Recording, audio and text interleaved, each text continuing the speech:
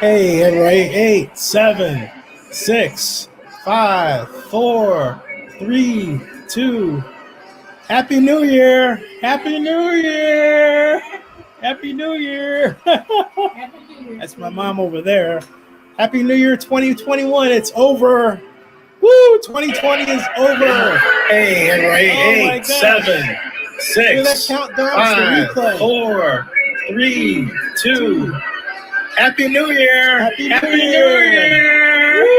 Happy New Year! We made it! We made it! We made it, folks.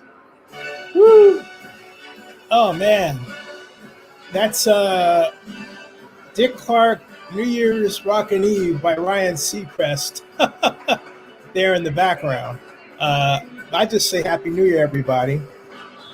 Spreading the news. Wow, I can't believe it. We made it, we made it, we made it. We made it.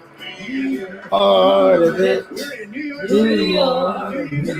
Well, I'll say Oakland. Who used to take that? And we used to take New York out and put Oakland in it. Oakland. Oh, boy. Love my city, folks. Happy New Year. Happy New Year live. Oh man, I'm so happy. Woo. I'm just happy we made it. Woo-hoo. These little town blues melting away. Your brand new start of it in old New York or old Oakland. We used to go to the alley and sing Oakland. Make it there, I'll make it. Anywhere, it's up to you. Oakland. Oh man. Hey everybody, I'm 3 hours away. Midnight has not hit you all yet in Oakland. But it's midnight here. It's 12:02 now, technically. See that? It's 12:02. Okay. And yeah. And now it's gonna reset itself. Hey, Happy New Year, proud. Happy New Year, proud felon or felon, or is it's a bird, right? Anyway, Happy New Year. Happy New Year. Woo! Man, Happy New Year. That's the thing.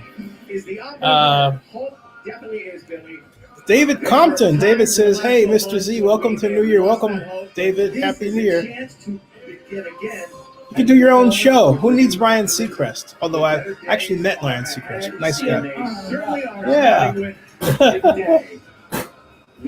Happy New Year, everybody. And my New Year's resolution is simply to ask for help. New Year's solution. This is my New Year's resolution, folks, to ask for help. That's a big thing because you can sleep. Is he asleep? I think so. The most human trait. Everybody, Happy New Year! Happy New Year! Happy New Year! Happy New Year! Saying Happy New Year to my stepfather. How can he sleep through this? 2021. Made it through. Happy New Year! Yep. Happy New Year! Okay, Precious, love you. Happy New Year. Find all the answers. Okay, bye. Happy New Year! Said Happy New Year. Woo-hoo. Man, oh man, this has been a great New Year. I am actually going to say I'm sending out invites. It's very impromptu. You know, it's like, right? Fun stuff. So to me, 2020 has been 3 years in one. 3 years in one. You hear me? And this is the longest year. This is the longest year of my life. I definitely say that. I'm writing impromptu. Happy New Year 2021 virtual party. Now, so why do we still have strength to continue? Okay. So I'm just putting up a link because yeah. So I'm putting that there, and yeah, this is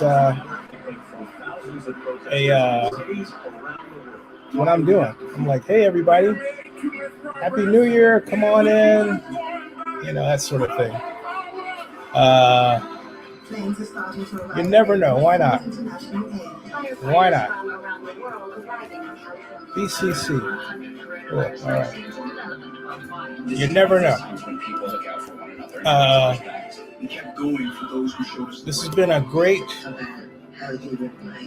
year. It's been a hard year last. And hey, Alberto, Happy New Year, Alberto. What's your New Year's resolution, everybody? What is David says? David says his New Year's resolution is to make it to the 18th of January, where he turns 64. David Compton. He actually contributes money to our site. He does. Yeah. Thank you, David. I turned 60 in 2022. Wow. August 4th, 2022, I turned 60. This year I turned 59. I want to make it. I just want to make it till the next day. Take it one day at a time, right? Put one foot in front of the other and go from there. And yeah, that's what I want to do. Turn that down just a little. Just a tiny bit. You can hear the fireworks. And normally we're going to go out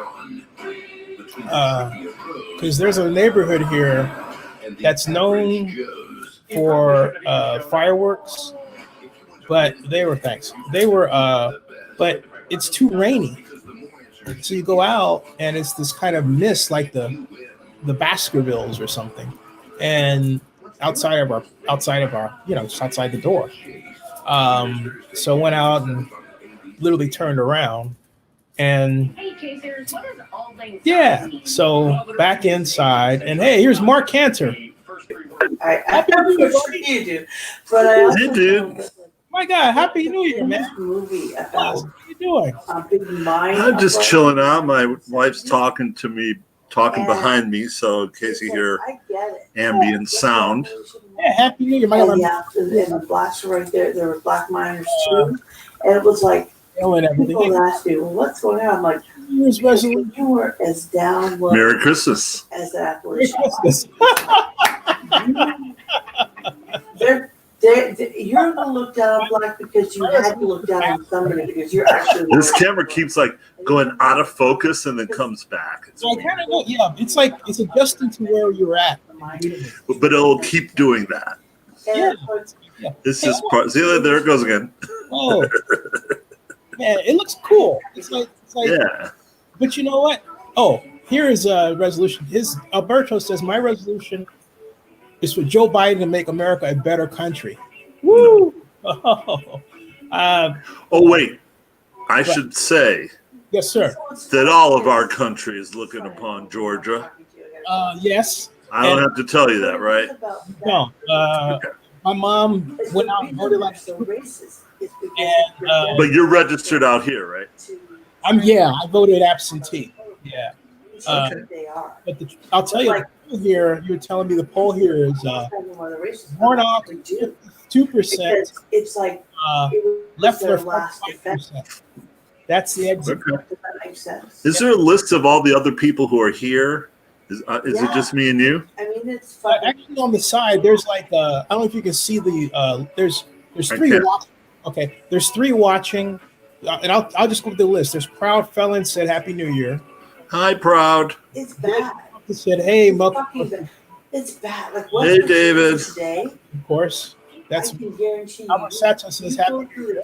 Hola, señor. And there is David Compton says his New Year's resolution is the 18th of January, where he turned 64, still going strong. I got you beat by 5 days. 5 days. So when I get older, losing my hair, already lost my hair. Many years from now. Where the ball? When I'm 65. That's right. What's that song? When I'm 65. They're called the Beatles. You might have heard. Beatles. That's yeah. I did hear. You know the Beatles. It keeps going in and out. That's so weird. Yeah, I know. Oh my God, I know, but that sounds hilarious. So it's after New Year's for you, dude. I love it. By 11 minutes. Yeah. 11 minutes. So where are these three dudes at? So where's Alberto and David and Alberto? Where is let me ask. Where is Donde Alberto? Everyone located? There. Where is everyone located? Fayette County, Georgia, Marin County. I'm in Walnut Creek, which is Contra Costa County. After we went to McCovey's that time. Through the tunnel, on the other side of the ridge. Yeah. It's more like California. You know, it doesn't get cold here very much. Remember we had breakfast, we had lunch at McCovey's that time 13 years ago. Wait, where did we eat at? McCovey's, the sports bar in Walnut Creek. Oh my God, that was so long ago. I remember that yesterday. I think it's So that restaurant's long. I remember that happened yesterday. I was like, yeah. That restaurant's long gone. Sadly. Like that, but it's fine. It wasn't very good. It was a gimmick bar, you know, a theme bar. They got the fries right though. They got right now there's a Brazilian steakhouse there. And I'll try to get much better. So Alberto, can he hear me? Alberto, ¿dónde aquí habla? Where are you? I don't know how to say. People were easier to replace than the donkeys. And that's like the group of white people that are racist because they just are like, they're the worst. They're actually quite low in the total poll of life. That's the main. They're just desperate to have someone else be lower than them. I'm out of time. If that makes any sense. Tell them we refer to that as Neo. Neo. And then David Compton is in Desert Hot Springs, California. Not Compton. Okay. I haven't been watching The Crown this season. Yeah, you can tell an insider if they call Northeast Ohio Neo. Exactly.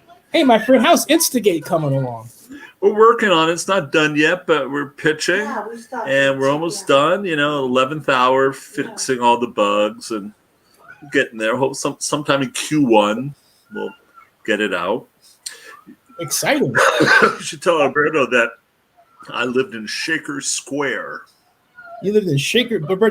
Shaker Square, not Shaker Heights.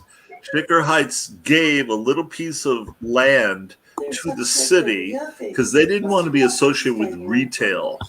So Shaker Square is one of the first shopping centers ever was, and that land was deeded to the city. And in fact, right where my house was the house on that side of the border between Shaker Heights and Cleveland. And the former mayor of Cleveland lived in my house. So I lived in the house of the former mayor of Cleveland. What? That's incredible, Mark. 4 years younger than us. And I tried to create jobs for 5 years. I read about you. Hey, folks, this guy right here created the first social network before Facebook, and Mark Zuckerberg personally refers to Mark Cantor. And no lie. Liar. It's complete disinformation. But it's fine. I worked on tribe.net. That launched the same week as MySpace. Yeah, what you had the people aggregator though, right? People Aggregated was a year or two after that. It was because of what Mark Pincus was doing. He was totally fucked up. The virginal He woman caused actually who 3 was different like, white labeled social so- networking so I'm platforms just saying, like, to be born in my because he was opinion, fucking up so you. bad. I grew up in Tell me about who Mark Pincus is. You know who Mark Pincus? So Mark Pincus is the founder of Zynga. That's how he's most famous now. He was the founder of Tribe.net. He was the founder of Support.com. Oh wow! Yeah, whatever. He was a long-time entrepreneur. If you ever heard of a company called Warburg Pincus, Yes, he was a Pincus of that's Warburg Mark Pincus. So born with a silver spoon in his mouth, and he loves to give money to the Democrats now, along with his buddy Reed Hoffman yeah, of LinkedIn. yeah. So if you looked up Mark Pincus, you'd see it. Now, I completely despise Mark Pincus for personal reasons. The story is that you might know of a Jewish holiday called Passover. Yes. And at Passover, you go over to people's houses and you bring food. And it's like a potluck thing. And I came over to his house, 2 beautiful trays of food. And after the party, you're supposed to come by and pick up your trays when you're done, right? Like the next day. So I say to him, so dude, we're actually I'm working at Tribe.net. And it's like, dude, why don't you bring the trays to work so I can get the. Oh, no, I don't know anything about those trays. Dude, what's in my trays? I'll come over to your house and pick up. No, I don't know. I don't see no trays. Seriously? Fuck you. Wow. Man. Anyway. Hey, how is the Bay Area doing? All this Lockdown, baby. You could give her back with Lockdown. I would owe you like 20. I hear that Johnny Matheny sent a message out. There's going to be a business protest January 4th. They're popping mad about the lockdown. And they're, these guys are restaurant owners and all that. So fuck them. Fuck them. They should be worried about Georgia. They are. Yeah, they are. It's just Johnny Matheny, for those who may not know, is he owned a bunch of. Actually, owns the Blue Light Cafe that Boz Scaggs used to own. He bought it from him, and then he was at Harry Africa before that. And he owned Johnny. Look, here's the thing. Yeah. I have no ill feelings towards Johnny Boy. Yeah, but we have 40 million people in this state that are dying. Yeah, people are dying. Yeah, so I'm sorry if Johnny's losing some money. Whatever. Yeah. All right. So, by the way, the wife wants me back. This is my. My wife says hi. This is my jump in just to say hi. I love you. Happy New Year. All you do for us. 2021 is gonna be better. Helped out here, so hey, that's why you're on the advisory. So I gotta get you one of these. All right, I'm not here. How do you like it? Pretty cool, huh? Looks great. Congratulations. May you make lots of money. Hey, you're the man. You're showing me how, so appreciate it. All right. Talk to you later. You got it, man. See ya. Yeah, that was the legendary and might be a little bit feeling good, Mark Cantor. Mark and I met. Actually, when Mark and I met? Way back at VloggerCon in 2006. And VloggerCon was a convention of vloggers, video bloggers. And I think Mark thought I had money. I thought he had money.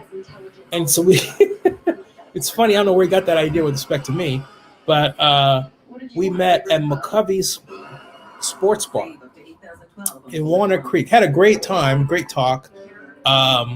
Figured out that, we couldn't help each other monetarily, but we helped each other in a lot of different ways. Mark knows a lot of people.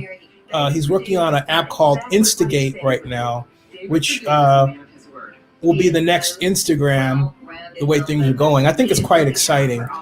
It basically allows you to take all of your different social media feeds and put them into one and use them into one page, like you'd send out a Facebook page or something like that. he's actually, I'm going to get him to describe it more later, right? As we move into the year. I can't believe it's 2021. Can you believe it's 2021, Mom? Mm-hmm. Mom can believe it. 2020, I have to say, business wise, was one of the best years of my life. Privately, it's probably the best year of my life. And so 2021, I got to do better than 2020 by far. And I'm going to do it. I've got a plan. And the plan calls for focus. As I said, my resolution, just ask for help, right? But, it's, and then I'm also concerned, but I'm concerned. I'm concerned about, I feel like government has failed us, and we need to make government better. Because I know Mark talks about the business people, but these are restaurateurs that don't have a lot of money. We just raised $75,000 for the alley in Oakland, and if they go under, you're going to see a whole new class of homeless that are going to be your friends and neighbors, okay? Because government did not give money to those businesses to stay open, all right? And that's just the fact that you don't want to see that. That's what's going to happen. You've got some milestones coming up this is the month, okay? This is January 1. And you're going to have moratoriums on evictions in some states in the country fall. Where is the government to come in and, help them? I don't know. So you're going to have more stars, Super Bowls, but we got to get the vaccine to everybody. That's the other thing. Get vaccinated, all right? So I'm going to do some interesting business pivots this year because I want this year for Zennie62Media to be even better. If anybody wants one of these, let me know. They're $25, but I'm going to have a special deal with a sponsor to buy it for you. In case, if you happen to be like a constant visitor or like Dave Compton, he's already put in some bucks. So we got to get one of these to Mr. Compton. We got you. I got you, Dave. I got you. So I got a lot of people to take care of, help out. And I'm excited for the future as much as I am scared. I just, it's just weird, this society and how it's been triggered in so many different ways, right? Let me see something here. Let's see if one of our one check here.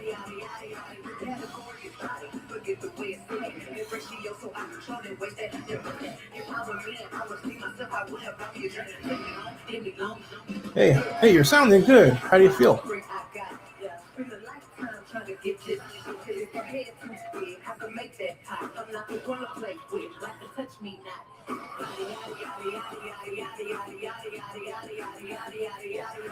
Oh my gosh. Oh. Hey. Well, hey, I'm on live. You want to say a few words of encouragement for the folk since you're sounds like you're on the mend? Up to you. I just got my thing. Okay, I sent the link to the email, but I can send it by a text. So I'll get off and send the text, okay? All right, see you. Surprise guest, folks. That is a surprise guest. So normal viewers of our show will recognize the name. This is a man who has contributed a lot to what we've tried to do here and what we've done. Not tried to do, but done. And this is going to be a great way.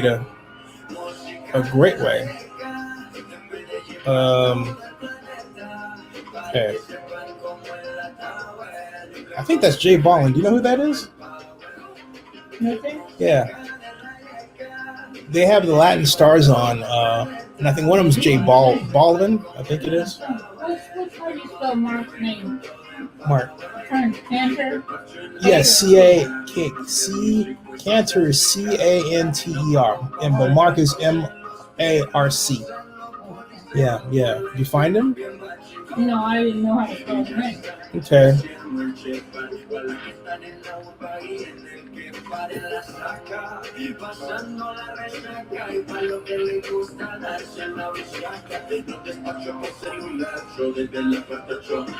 Okay, I'm writing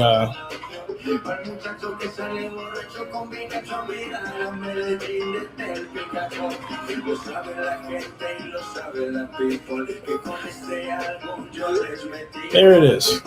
Yeah. So I've got. They have a lot of. Mark Cantor. He's also famous for. He created Macromedia. He's one of the founders of Macromedia's, and then Macromedia is one of the first software items where you can make paintings and other types of creative material using your Macintosh. He created Mac RenderMan, which served as a basis for a lot of the characters that are created by Pixar. Mark Cantor is an entrepreneur. I understand. Walnut Creek. Yeah. So anyway, and if you click on the news, he's basically represented by us now. So he's Oakland News Now dominates. That's deliberate, folks.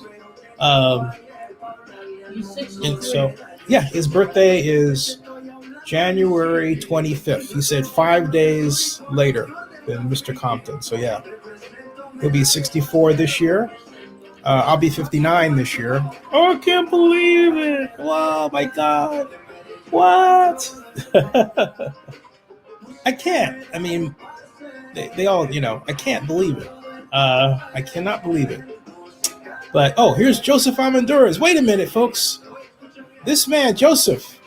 Hey, how are you? How you feeling, my friend? I have good days and bad days, but I'm okay right now. But the main thing is you're with us and you survived the coronavirus. He's right here, man. He's live. Woo! That's the best news, man. Yeah, it was really scary. I mean, especially when you pass out a couple of times, and you're in the hospital. Yeah.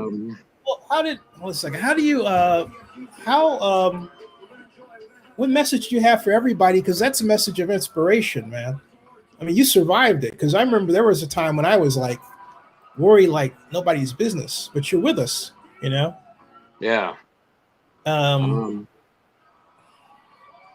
It's hard for me to talk about because I get real emotional. Yeah. But people don't really understand that you can't take this, lightly. Because people that know me are surprised that I got it. Because I wouldn't leave the house without sanitizing my steering wheel. Everywhere I went, I sanitized. I had extra sanitation. I would sanitize when I go to the store. I had a mask. I had eye shields. And I had gloves. And I still got it. And the one thing I realized is that it hits everybody differently. And there's no rhyme or reason as to why I got it, which means it tells me that anybody can get it. Mm-hmm. And just because you're young and healthy doesn't mean that you don't have it. You may be asymptomatic, but you're passing it on to your loved ones. You're passing it on to your fellow human beings. And I just can't believe how selfish we are as a society that we don't care about other people. Yeah, well said. That blows me away. That I don't understand, because I see that even now, people down the street from me having parties every weekend. It's like, how selfish and immature can you be just because you think you're not going to get it? Mm-hmm. But who else are you putting in danger? And that's, I just don't get it. I spoke to you, Zennie, I think there's three things that are very key to this whole thing. And one I said is the way the millennials react to this. Mm-hmm. I forgot the third one, but the other one that I spoke to you about was how media represents our society. You see new commercials being done, or even here on CNN, with the broadcast, nobody's wearing a face mask because perception becomes reality. And when you show people not wearing a face mask, what's the message that you're sending on to people? What messages are you sending on when you have, eatery commercials telling you to come in and everybody's eating in a car with no face mask? I mean, well, you can't eat with face masks, but you're all in the same environment with no face masks. Mm-hmm. And that's the one thing that always, to me, bothers me, because what you're sending out in the media and your messaging doesn't reflect what you're telling us what to do. We're being told to always wear a face mask, but then again, whatever you're presenting to us, nobody's wearing their face mask. Yeah, that's all the time. And we just saw something in Atlanta on television here. People out going to club. They spend $200 to go to a club in downtown Atlanta, which is about 60 miles from us.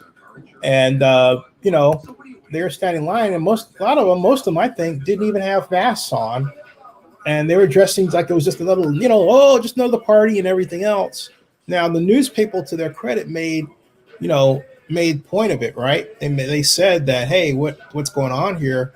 But they said that people were coming in to Atlanta from South Carolina and from other places, like I think someone said Boston, and they're talking about how they come in because they say Atlanta is open, open. I'm like, and there is that. There's a lot of people here who just go out like it's a normal day. Although, to the credit, I have to say, 95% of the people out have masks on. But there's that, for that 5% to kind of annoy you, to where if I see somebody without the mask, I'll go in the other direction. Because, as I said to you, we talked about this before you were hit. I kept saying stuff's in the air, for months. And it's just, and what bothers me, Joseph, is we don't know where it came from. Yeah. And now that you have those other strains, it's just very suspicious to me that we have in Southern California here, that UK strain is here. It's like, yeah. I'm like, what? That is like, unbelievable. I mean, wow. And then when you start to think about, we think about, I mean, this is kind of far-fetched, but when you think about institutional racism, you talk about, why are these strains only hitting urban areas where a large focus of minorities are there? I never thought about that. You're absolutely right. That's a very good question. I mean, it started in London, right? So I'm beginning to wonder if there's something that's classified about this virus that we should know. It's probably very possible. Yeah, because every time they run commercials for the election, they talk about Dave Perdue going into this classified Senate meeting or briefing about the coronavirus, and then coming out and making his calls to change his stock, right? But they never tell us why the doggone meeting was classified. It's like, wait a minute, you buried the lead. What is going on with this classified meeting? What is it about this virus they know that we don't know? And then, the World Health Organization comes up with this report November 5th saying, hey, and basically I'm paraphrasing, but they don't know where it came from either. It wasn't from bats. It wasn't from a market. It was found in a market, but it didn't start there. Nobody knows where it started. And then people in, Chinese journalists who are trying to get to the bottom of it, you know where they're winding up? Dead or in jail. What does that tell you? Like 24 different journalists have been arrested or killed. Something like that. It might be a high number. I might be mischaracterizing the number, but I know that's what's happened, Okay, no, maybe like 5 or 6, not 24, but 5 or 6. But still, one is too many, right? It's I don't get what's going on. My friend said that, they thought there was revelations, and I thought, nah. And then I'm beginning to think something's happening. I think that we just got out of the darkest. I hope I'm right. I really do. And so, okay, this Dana says, more people, more spread. Well, okay, but I don't. That doesn't make any sense. Why would it? I mean, okay, wait. Let me put it this way. Okay, no, we have. I don't know why we wanted to repeat, but the whole point is, more people, more spread. That doesn't make any sense. The question is, why? How to get from England to here? That's. I don't know. I mean, but because somebody got it from someone in England and they don't know when they got it because it's here. Yeah. It's been here and it's not. With people not testing, we haven't been tested. Mm-hmm. Nobody, we don't know. All the people we talk to haven't been tested. Mm-hmm. So who they testing anyway? And so how do they know they got it? My mom's right. First one showed up in Colorado. Colorado is not any. It's not a area for. There are some Mexicans there, but that's a very white place. Mm-hmm. Yeah, I don't know if you hear my mom was saying. She was saying because we hadn't been tested. We've been. They got a strand of this stuff in South Africa. Mm-hmm. They think that came from monkeys. And the other thing that they haven't talked about is people actually eat monkeys. And that's they don't know where they got these, because the people eat all kinds of animals, which is really bad. No telling where this virus came from. Well, see, my thought is that people have eaten animals since the dawn of time. Why did it all of a sudden have to happen now? That's what, I don't know. I just can't seem to get out of my mind the idea that this thing was man-made or person-made. Yeah, people, I think never know, because you never know how many people died either. Yeah, it's too perfect though, and plus China is not letting us know things, and I don't mean to be nationalist about it, but where else did it come from? And on top of that, it's just SARS-CoV-2, not one. SARS-CoV-1 came from Wuhan too. It came from that research lab. Did you know that? And so, right. In any communist country is always going to limit their information to other countries. Even in a matter like this, that's arguable, that's criminal. Well, one thing about it, they're doing much better with it than we are. Well, we don't. We're not doing that well with it because of this Trump administration. We'll get rid of it. I can remember as a little girl, there was some horrible stuff that happened. The diphtheria was awful. Mm-hmm. The syphilis was terrible. I mean, there was this big uproar. So when Mom was a little girl, they got rid of that stuff. I mean, they came to our schools and they trained us, and you got the shots at school, and you couldn't go to school if you didn't get vaccinated. I mean, they will now.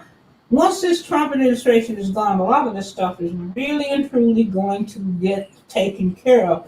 We've always had diseases that broke out. Mm-hmm. Now we just have too many people. That's not. I mean, there's a lot of uncontrollable people here. Like here in Atlanta, people are so uncontrollable. The crime is so bad you can't go downtown Atlanta. Yeah, it's. Who ever heard of you not being able to control crime in a big city like this with all these police? Mm-hmm. A lot of places have that problem too. Oakland, we have a homicide record. We have 100 homicides for the first time since 7 years. I mean, they should have Chicago. As much money as this country has, they should have special programs where Black people, Argentina people, people from Chile, all these different places get special treatment, and so they can make money. Mm-hmm. Special programs. There's times that we used to have in the 80s. We had in the 60s was great because all kinds of programs. People got education. My whole family got complete college education. Didn't pay a dime for them. Mm-hmm. In the 60s. That's what you need now. And then these same people make all kind of money. They got land and cars and money because that's what you need. Yeah. And the main thing they taught you in those days was make money. Because mm-hmm. money is the answer in this country. This is capitalistic society. That's what it means. Yeah. Somebody tell you, well, we can make money. Well, they crazy. Yeah. Hey, Joseph, what kind of medication you on, by the way, buddy? Well, they took me off of the they gave me some medication to help me breathe with my lungs. So I ran through that course of meds. And right now it's just about, I have oxygen and things like that, but I'm back to my regular medication. It's just, it takes a long time to heal. I mean, like I said, everybody's different. Yeah. I still have a little rattling in my lungs where you could feel it rattling. It almost feels like when the packing popcorn, not the popcorn, but the plastic bubbles. Yeah, the packing. And sometimes when you crack it, you go. Yeah. And that's what it feels like sometimes inside. Wow. My mom was asking, are you taking zinc and vitamins? I have to order zinc, but I've been taking vitamin C at least. Yeah. So yeah. But what I was gonna say earlier to your mother's point about when she was mentioning the 60s administration, I think having this Trump administration be complete failures in this situation could have eliminated that strain from coming in from the UK. I mean, this administration has let its people fend for itself and instead of taking a country stance and making things palatable for us in terms of constantly giving us direction, guidelines, and funding. And this administration refuses to do that. Yeah, if he hadn't politicized this stuff, we would have been further along. And he's responsible for a lot of Republican deaths, Herman Cain, and then people who died who are Republican, who followed his mantra of you don't need to wear a mask and all that. And then he got it. And you'd think that they would follow along. And by that time, they were so ossified in their political behavior, they were far gone. I think Dinah has a point, says the government here is not monitoring for mutations. Yeah, I don't know how people are doing that. That's the other thing. I haven't any idea. But hey, what you have oxygen? Is there anything that we can do? We've been praying for you. I've been calling, praying for you. But you sound like you're. Oh, by the way, which reminds me, since you have that sweatshirt on, what do you think of the Raiders now, man? I know you take at least a peek. I don't want you to get too revved up to where you lose your energy. Oh yeah. It doesn't surprise me. We're at 8-8. I'll just put it that way. I mean, I don't even know where to start. I've told you even during the mock draft, I had mentioned to you guys that I had thought Paul Gubner's not the answer, and I don't know what took us so long to make that switch. And the problem that I see when you hear Coach Gruden speak on that matter is that he hires his friends. And that's the problem. It's almost like saying you can't do business with friends because emotions and feelings get in the way. And what he needs to do is hire what the best need for the team is, as opposed to hiring a friend who has done good in the past. I mean, everybody wants those glory days of 98, but the game has changed. When I see Marcus Mariota, I feel a sense of confidence that you don't get anywhere else. Look how well he did, and we only saw him once. Yeah. What I thought should have happened in this last game, because this is what's brilliant about Brian Flores, is that he has two quarterbacks that like each other, that neither one of them are jealous that one starts the game or one takes over the game. When Tua wasn't able to get through, they brought in Fitzpatrick, and he won the game for them. Why couldn't we do that? Because with Marcus Mariota, the opposing defense doesn't know what to do. And he is a game maker, and he knows what he reminds me. I'm not comparing him in terms of talent, but he reminds me of those players that will make things happen, like in the Chiefs, the quarterback of the Chiefs. Oh, Russell Wilson. Russell Wilson, right? He runs, he'll make a play happen where there isn't a play. And I don't understand why we can't approach that offense that way. Well, that's why that's why I made a video that Friday saying, hey, look, start both of them. Remember that? I had a package. You were sick, so sorry, but I was saying that. And I said, hey, this is what you need to do, just because have different packages for them. And Gruden, but you know what got me about that whole thing? Joseph, Derek Carr comes up at the post game and admits that but for his groin injury, there are throws he would have been able to make. Wait a minute. You mean to tell me that you played hurt and you cost the team because we didn't get your full good performance? That's a hell of an admission. He said that on camera. I'm still shocked. I'm like, wow. And it encapsulates everything that, I mean, I've never been against, people thought I was against Carr, but all I said early on, years ago, I said, look, don't just throw him in there. Give him some competition. See how he works with competition. Don't anoint the job to him because you don't know if he's really ready for it. And yet they gave the job to him on a silver platter, and then all of a sudden, every time somebody else came up, he got threatened.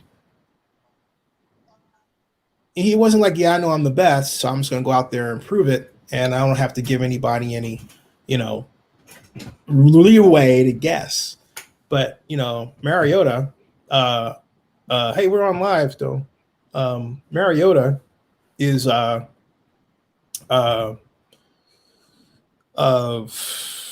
definitely an answer, Hey, so what's your New Year's resolution since you've survived? Just to get better, try to be a better person.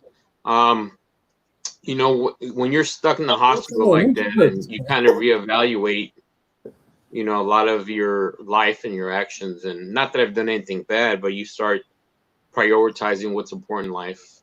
Mm-hmm. And for me, that's family and friends and just trying to live a happy life. I mean, I have other health issues, so that's what made it real scary for me. I have a friend that I hadn't spoken to for years. We're college friends, and she's a nurse practitioner at St. Jude Hospital here in Southern California. And so her and her husband, which we all knew each other, we were all friends, and they reached out to me, and she sent me some notes of, inspiration. And wow.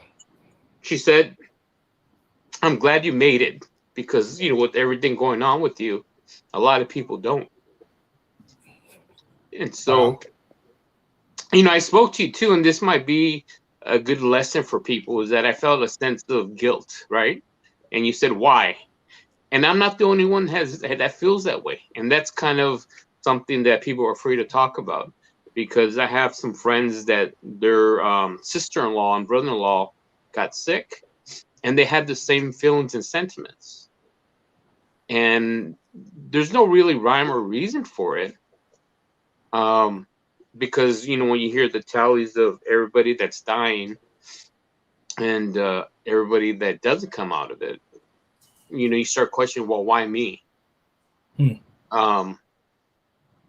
And the logical side of me doesn't understand the emotional side, because I understand, when you said, no, man, you're good, you got to move forward. And it lingers on a little bit. I'm getting better every day with that.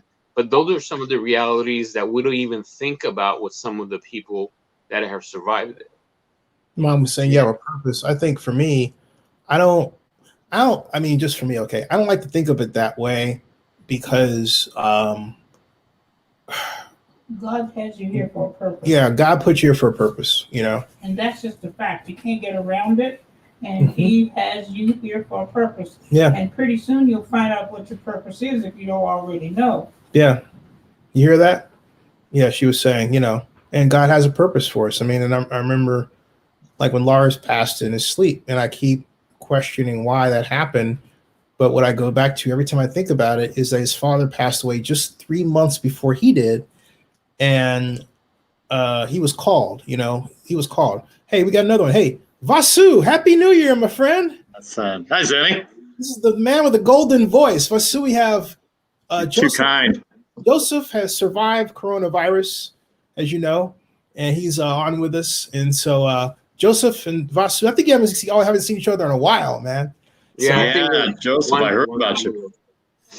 Yeah, I'm glad you're feeling better. Are you feeling better? Everything's good? It's just everything? Like it goes back every day. I was telling Zennie that there's a couple of days I feel really good, and and then the next day I'm fatigued and just drawn. So, I don't know if it's just an ongoing process of trying to get better and heal. Well, there's no precedent set for it. So since the Spanish flu 100 years ago, and we didn't experience that, so we have no idea how that goes. But when did you first get diagnosed, and how long has it been for you, Joseph? November 21st. Wow. Okay, so you're in about 2 weeks. And it took about 3 or 4 days before I was taken to the hospital. I don't remember 2 days prior to me going to the hospital. That's how bad it was. Really? That's scary. It is scary. It is scary. And I know we all know people that have gone through it. And I know some people that have come out of it, better, that didn't really affect them. Or in your case, it affected them really bad. I don't know if I remember telling you this, Zennie. By the way, Happy New Year to you both. And you're on the East Coast, so it is New Year's for you. So yeah, officially Happy New Year to you. We got 2 more hours for that. In January, I got sick, and I thought it was normal flu type stuff. But me, and you've known me a long time, I only get sick for like a day or like a virus, something like that. But I was off and on. I was off and on for like 10 days in a row. And 3 days on, 2 days off, no fever, no nothing, but a headache, stuff like that. There's a lot of conjecture from my doctor and even from me after reading about this over the last 12 months that I may have had it and not even know it in January, and then came through it on the other side.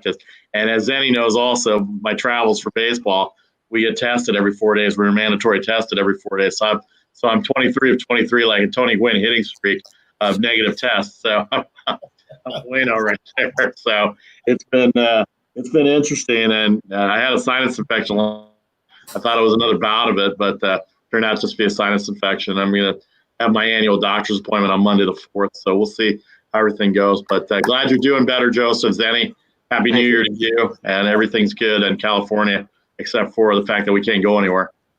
Yeah, that's the thing. And I don't know if I'm assuming you're in Northern California, correct?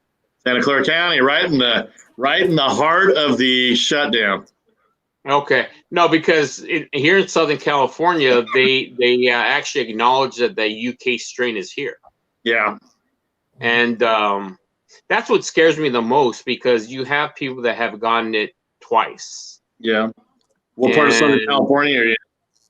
LA County. I live in the San Gabriel. Well, I used to live in the city of Los Angeles, so now I moved a little bit out, about 15 minutes away in the suburbs. I know that area, but I'm still there. I mean, I'm there every day almost. Well, when things were better, I was always out there. So how are you feeling then? Are you like, you still have a fever, or you're still feeling? No, the fever has gone, thankfully. What I was telling Zennie before you came on is I still have a little rattling in my lungs. Yeah. And the best way I could physically describe it to you is like when you have those packaging bubbles, and you kind of zip through that and it goes, clack, clack, clack, clack. That's how it feels sometimes. Yeah.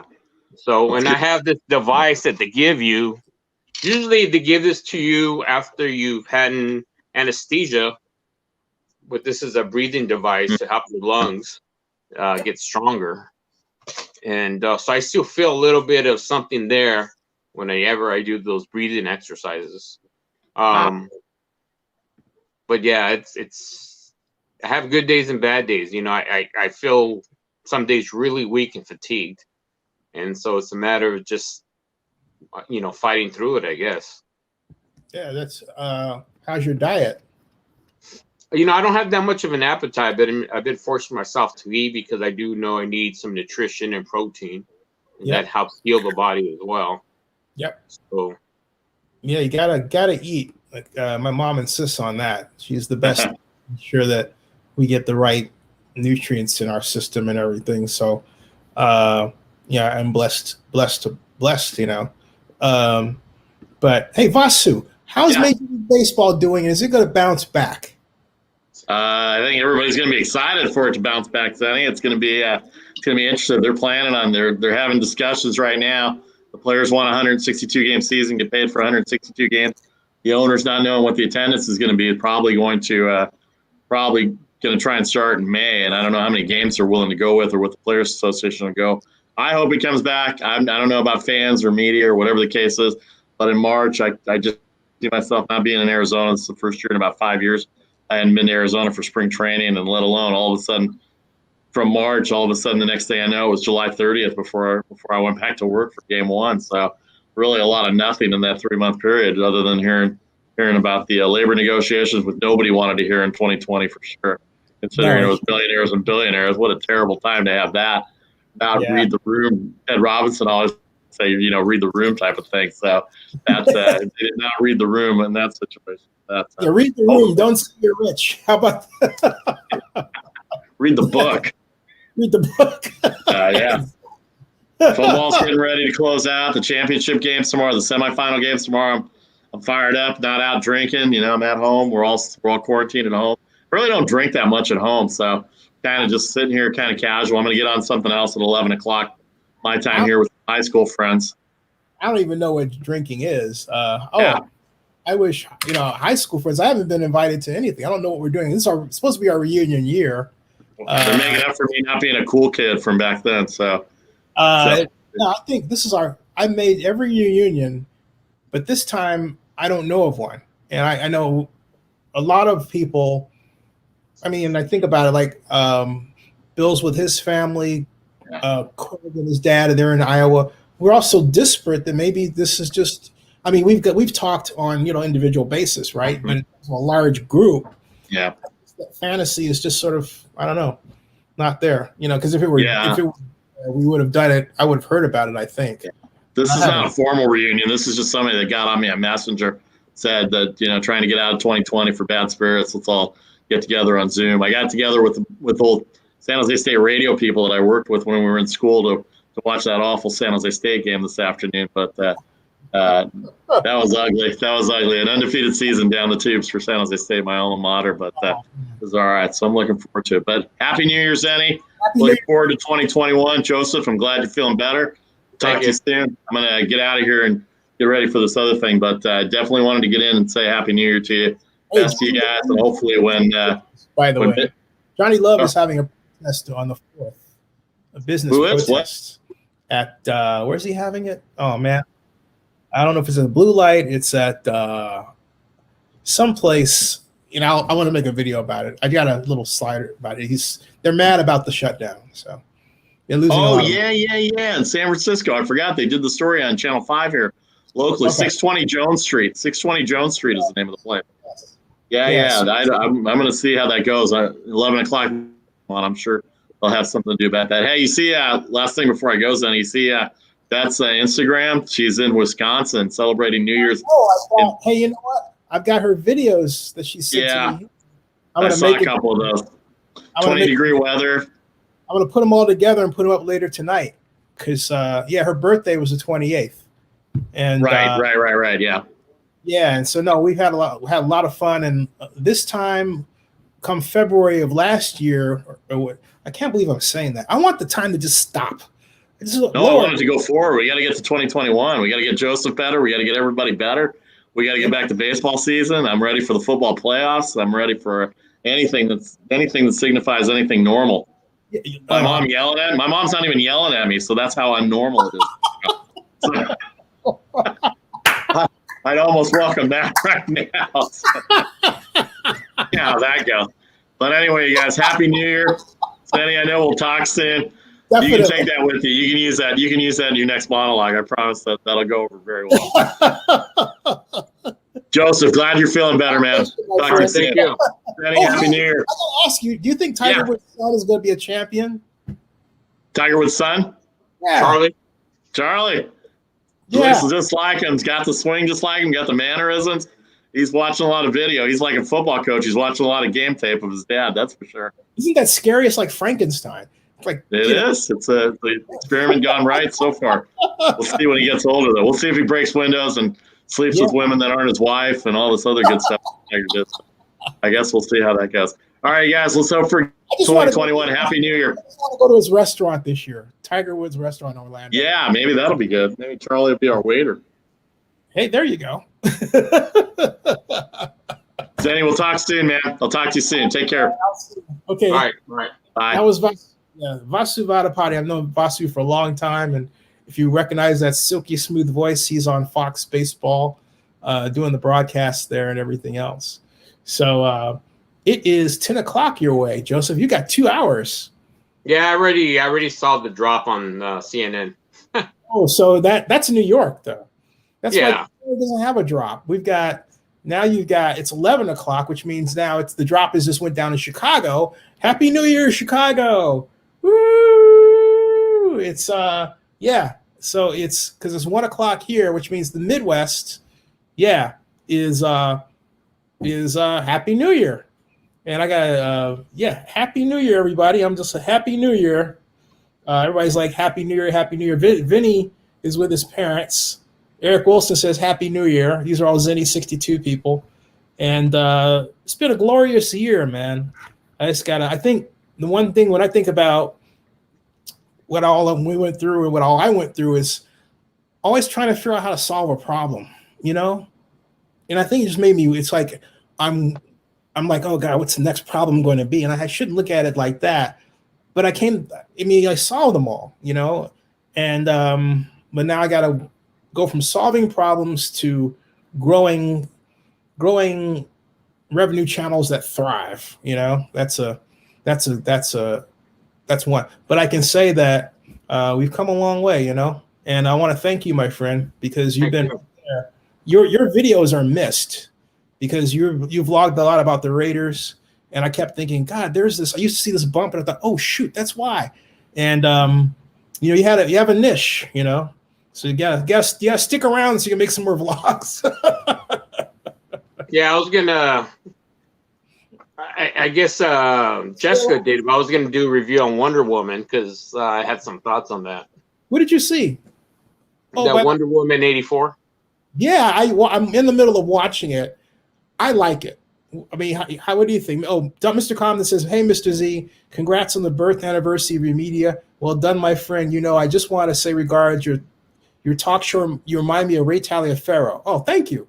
He said, "You're a straight up host. Well done. Thank you. That made my day." Ray Taliaferro is one of my favorite people. I was on his show once a long time ago when I was around the Super Bowl, and Ray, very sadly, he went missing, and they found him tragically. Ray Taliaferro was a very famous local host on ABC Channel 7 in San Francisco, Oakland Bay Area. So thank you for that. That's Mr. Compton. That's quite an honor to be compared with him. I'll take that any day, my man.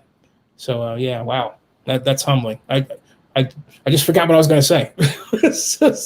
That threw me for a loop. But you were saying something, Joseph, right? I think. Well, we're talking about Wonder Woman 84. Yeah, thank you. Wonder Woman. What'd you think of it? You know? I thought it was, you know, there's about a half an hour that didn't need to be there. I think it was, to that regard, it was poorly edited. There are things that weren't necessary in the film. Mm-hmm. I think the story was weak. Mm-hmm. I think Pedro Pascal, who I like because he's a Mandalorian, mm-hmm. I think you know, he's only able to perform what he's given on paper, and I think his character wasn't written properly. Mm-hmm. I think it was a little discombobulated, the whole storyline. But I'll tell you, there's elements of that movie that were really good, and so, you know, it's hard to put it on a scale because I don't want to copy other people's rating systems, but I'll just give you my opinion. You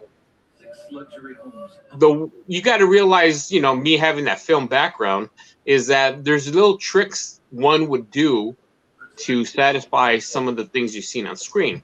For example, that Wonder Woman fight with Cheetah was done at dusk. It was done purposely, primarily because maybe the CGI wasn't that great and you can mask certain movements or facial features doing it in a darker or in a filtered environment. So that's what I noticed. But those scenes were actually done pretty well. But the other storyline, if we want to get in depth, is having everybody recant their wishes. When she has lassoed Pedro Pascal's character and speaking through that, logically, we know that not everybody would recant their wishes. Mm-hmm. And the way it was presented in the beginning of the wishing stone and what ended up happening, there shouldn't have been a way those wishes should have been recanted. Some say, oh, because he decided that he was the wishing stone, is that once his desire to recant that Pedro Pascal's wishing stone was reversed, that reversed everybody else's wishes. Mm-hmm. But according to the legend, the way the structure, the Egyptology of that wouldn't have been the case. So that was a little, and I take these things seriously. So that was a little narrative part of the story that it's pretty discombobulated. I don't think that mall scene was necessary because there's other ways to present in a story that you're in 1984. Because if you think about that mall scene, even though it was fun to look at, I loved it. That's what, yeah. But this is the thing you got to think about in terms of storytelling. It didn't progress the story forward. It was just a scene that was plopped in there because they wanted to show you're in 1984. There's tons of ways you could show that you're in 1984. I thought, that scene. I took that scene as because it was the introduction of Wonder Woman. I thought it was showing Wonder Woman as we had not seen her, which was crime fighting, and you were brought into the world that she was in now, if you will, 84. Because the last time she was in a world, it was World War II. World War I. And then she was also in Justice League, which was present time. Yeah, but see, that's like in the timeline, that's like up here. That's why they call that 84, right?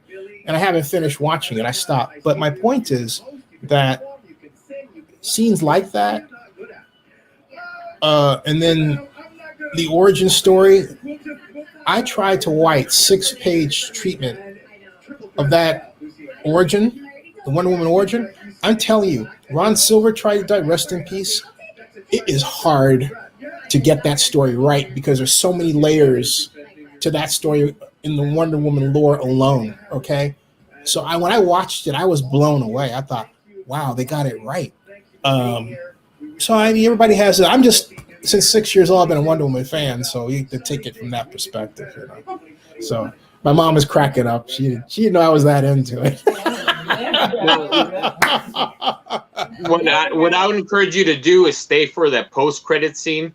It's a mid-credit scene. There's they always put like a special little blurb in there of either thing that's going to happen that has happened. You like Marvel. Love it. You personally will love that post-credit scene. Oh, I gotta watch it. I gotta watch it tonight then, or something. Wow, man, oh man. Earl Jacobs says, "May you have a successful recovery, brother Joseph." Thank you, appreciate it. Hey, Joseph, you're well loved in Raiderville, man. People follow your stuff, so and if we talk about the Raiders, the one thing that that really has, well, I'll put it to you this way: I saw John Gruden's press conference the other day, briefly or most of it. And the one thing that I always take from it is that there's always excuses, and I'm getting personally tired of the excuses. For this reason and this reason only, he keeps mentioning how he didn't have, what some of the players like Ruggs and other players always makes excuses that there was no OTAs and this and that. Well, none of the league had those problems, and the player, as you remember, that I wanted when we had our mock drafts was CeeDee Lamb. He's doing great in Dallas.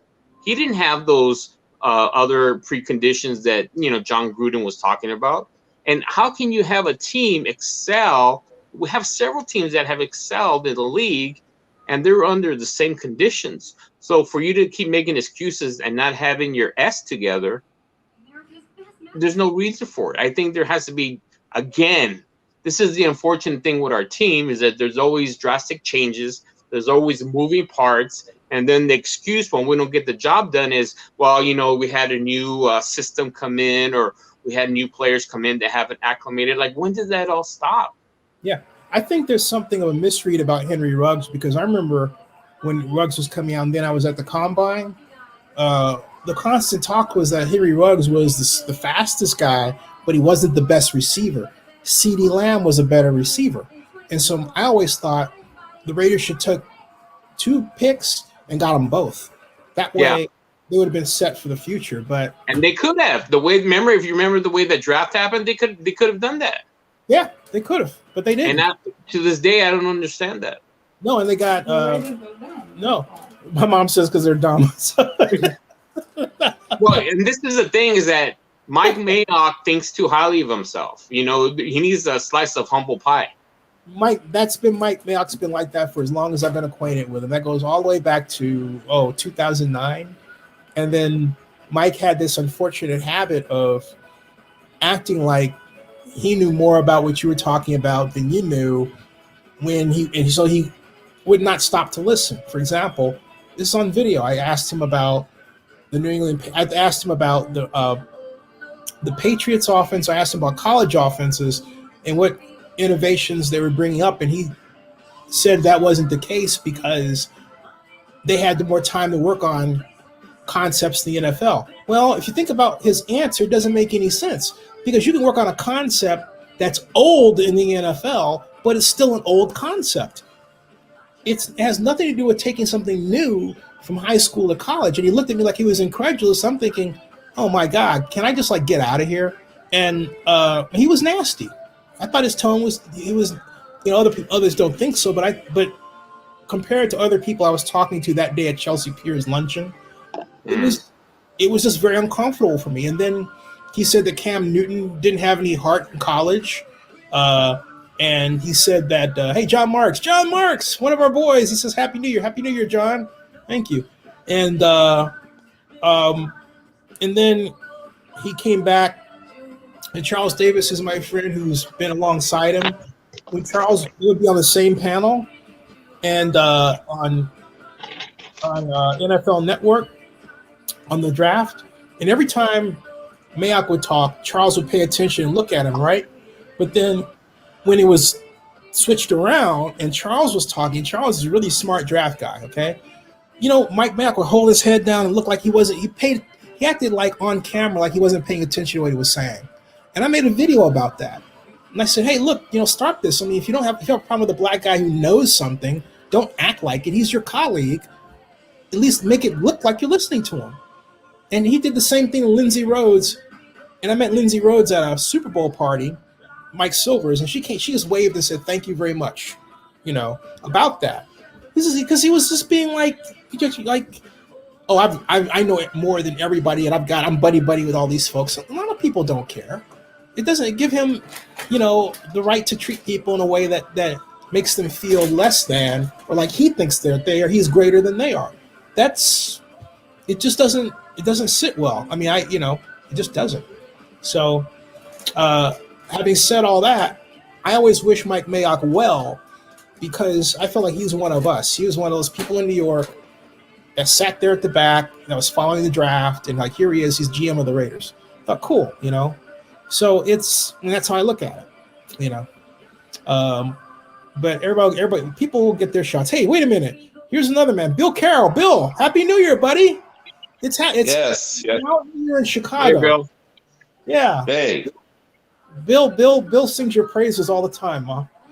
See, Mom. Hello, Bill. My mom says, "Hello, Bill. Happy New Yes. Year. Happy New Year. Happy New Year to you. It is always a pleasure.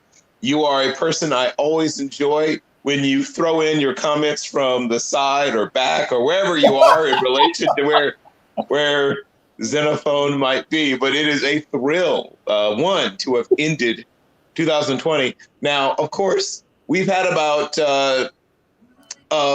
12 and a half or so minutes of sustained small arms fire. So it sounds a little bit like you are not familiar with the Chicago tradition of welcoming in the new year by assaulting the Psalm or attempting to retake Fallujah. That's something we do every year here. I'm not joking. Yeah. Wow. Hey, Bill, how close are you to South? Are you on the South Side? Yes, of course. Okay, are you near 81st and Merrill? I am I don't know how much you know the geography, but I am about 20. I would be about 20 blocks, well, not even 20, going north-south. I would be more like 13 blocks north, and I would be about 22 you're closer blocks to east. You're closer. Not east-west, because east would be in And yeah, 20, about 20, yeah, about 21, 22 blocks west and 13 blocks north of there. We used to live on 79.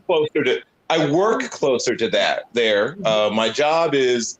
What's your address? Without giving cross streets. My cross streets. So I'm on 68th and I'm between Indiana and Michigan. Okay, 68th between Indiana and Michigan. 68? Yeah, 68. Because you know 79th, right? He's up further when we like 10 blocks further than we used to live. 68th in Indiana. Yeah, is that a newer section that they're building now? No, not yet, not yet. Well, so this is part of the Park Manor neighborhood, and it has remained relatively unchanged. Yeah, we know went to church over there. That used to be my church, Park Manor Church in 74th and South Park. Yeah. That was Park Manor Church. That was our church. That's where we went. Yep. Was that Reverend Vernon? Was that Reverend Vernon's church, James Vernon? No, that was on South Park. Yeah, ours was it Frank Pinkard, and then who was it before that? It was Gray, Reverend Gray. Reverend Gray, but he wouldn't remember Reverend Gray. He's too young. How old are you, Bill? Well, as we've done this many times. We did this for the first time when we met 20-something years ago. I always remember how old you are. You somehow never remember how old I am. So I'm going to tell you again, but you won't remember.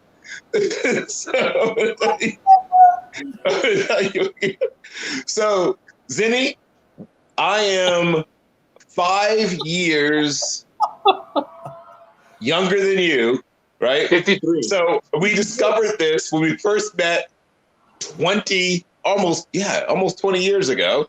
And I remembered this. So you were born in 62. I was born in 67. I was born in the summer of love. I was born in the same summer that Jimi Hendrix played at the what do you call Monterey it? Pop. Yeah, Monterey Pop. Yep. Yeah. Jazz.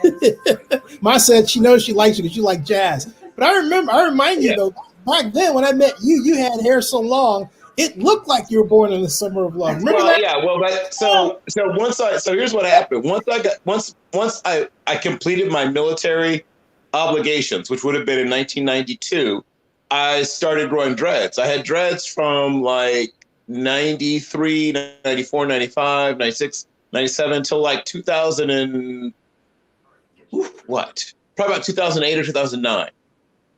Yeah, I've had dreads for almost 17 years. Yeah, they were long, man. They were like, yeah. Oh yeah, they got long after a while. Yeah, I had dreads for almost 17 years.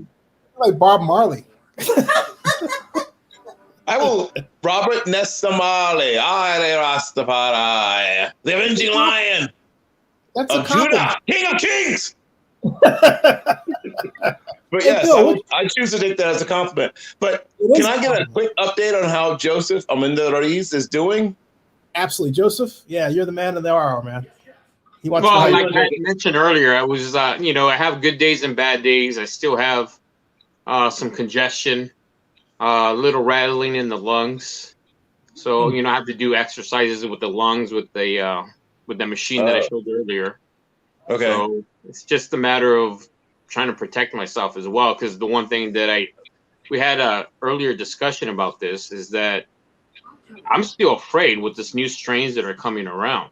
Sure. Because there are people that are still getting it. And yes, it boggles my mind that I got it, because people that even know me are surprised that I got it, because I've been extremely safe wearing gloves, face masks, and goggles when I go out. Right. And so for me to get it, it's just, it's scary. It's Don't scary. go out. Don't go out. Don't go out. Well, I mean, unfortunately, that's the only solution is to isolate yourself. And it sounds terrible. I've been isolated for a month. I'm kind of going stir crazy in here. Right.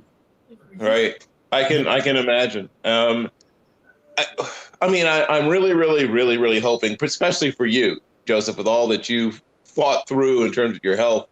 One, that you get the damn vaccine.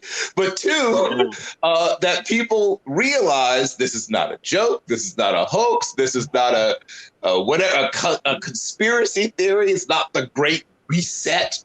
It's none of that. It is an actual global pandemic. Get your heads out of your full point of contact and realize that you can't get the whole world to join you in on your delusion. It doesn't work. It's not going to work. Yeah. The fact is that if people in Italy and Australia and Czechoslovakia, wherever you want to name, are dying, like they aren't all in on it, right? It's not that elaborate a hoax. Hey, Wake up! Another one of our brethren has it, David Squires in England, who you all met during the draft. Right. He's got it too. Yeah, he's on lockdown. He's got 2 kids. Oh, jeez. Yeah. Jeez. So it's, he stays in. He's like, he goes shopping. It's for his kids. Right. So he's, we pray for him too. I mean, because he's going to join us and he's, look, I'm on lockdown. I've got the COVID-19. So, the scary part for me, Bill, and, as having passed out twice and not knowing where you're at, that happened to me. And then the other part of it that I was telling Zennie is that I had some memory loss. I don't remember 2 days prior to me being in the hospital. And even when I came out the hospital, I couldn't even operate my remote control because I didn't know what to do. Oh, my God. And this is what some people were trying to explain about what Cam Newton was struggling through. People don't understand that even if you are a very strong, healthy human being and you don't have a lot of the physical after effects, there are mental after effects that they call COVID brain, right? And I'm convinced that some of these athletes that we've seen struggling, even if their bodies are close to fully recovered, they're still having some mental after effects. It'll probably take them weeks, maybe months to fully come through that. Yeah, and I had spoken to Zennie about that, as well, earlier. And it's like, I think what gets me, though, is I wonder if the understanding of the need to wear a mask would have been greater if we had less media to communicate people not, wanting to have it on. And have all these, right, okay. Right. If only it was. I mean, it's funny because your mother probably remembers the FDR fireside chats. One of the reasons it was easier to unite people in World War II, or she says she remembers. Sure. So think about how people talk about we were more, quote unquote, more united. And once again, I mean, there's always, trust me, there's good pockets of this America that we're referring to always. Like this, there's no time when you can point to when everybody was on board with being a quote unquote, uniter or whatever term you want to use. No, there's always been, I mean, I can find, it's funny because people talk about anti-immigrant. I can find anti-immigrant broadsides and gazettes from the 18 teens. The 18 teens. These are people who just got off the boat themselves 5 minutes ago. Now it's like, no more. Like, dude, what are you talking about? Like, they literally got off the boat, like, brushed themselves off and said, okay, we got to do something about this immigration problem. Like, dude, you are an immigrant. But I mean, I'm not even joking. Look it up. Look up the Know Nothing Party, right? It was our first anti-immigration political party. Look how early the Know Nothing Party was active in American politics. I made a lesson called Know Nothing Party. They were called the Know Nothing Party, and there was also an what did they call themselves? The anti-papist, right? That were who were against the Catholic immigrants specifically. So there's like I said, we can't say there's ever been a time when everybody was, on board with being quote united, but it was easier. The Know Nothing Party, see? There you go, the Know Nothings, yeah. Yeah. But it was easier in the age of FDR because even the poorest person had access to a radio. And, you might have a television, you might not have lots of things, but you had a radio in, the 1930s and 40s. Hey, and so when the president... let me read this real quick. Yeah. Formerly known, this is credit to Bill Carroll, folks. I'm not saying he started it, okay? The Know Nothing Party, formerly known as the Native American Party, then meaning descendant of colonialists or settlers rather than indigenous Americans before 1855, and the American Party after 1855 was a nativist political party and movement in the United States which operated nationwide in the mid-1850s, originally starting as a secret society. It was partly anti-Catholic, anti-immigration, populist, and xenophobic, although it was progressive in its stances on issues of labor rights, opposition to slavery, and the need for more government spending. Yes! Excuse me, I'm sorry. As well as for support for an expansion of the rights of women, regulation of industry, and support of measures designed to improve the status of working people. Hey, these people are all right. Except for the hating of Catholics and the hating of immigrants. That's the thing. Cool, right? Exactly. But what's more American? Zennie? Right. But what's more American, Zennie, than getting all but this? It's always all but this one horrible thing. That's the story of America. It would just be perfect if not for this one horrible thing. You know. It's your comment, Bill. It says it was also a forerunner to the temperance movement in the United States, and its nativist spirit is seen in both the American Protective Association and the Ku Klux Klan. Isn't it always the way? Like I said, oh my Lord. American. They're pro all these things that you're like, hey, that's great. They're anti-slavery. They're pro the rights of women. But they just happen to hate Catholics. It's always that. Right. Hey, this would have been great if not for this. Right. There's always this but thing.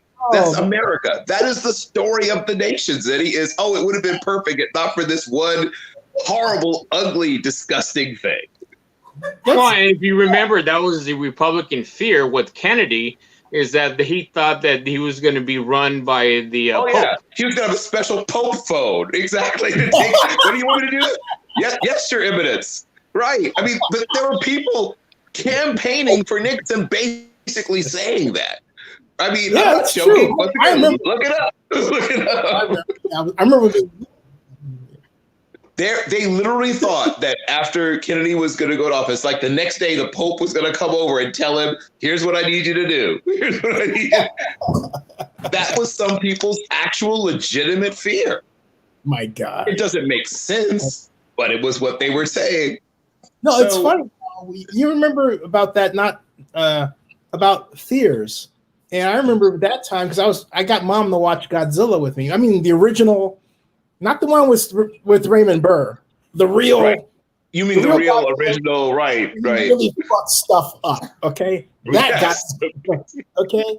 And it's amazing because I was saying that the reason why Godzilla was made was because they were mad that we bombed them, and my mom reminded me of how she was alive then.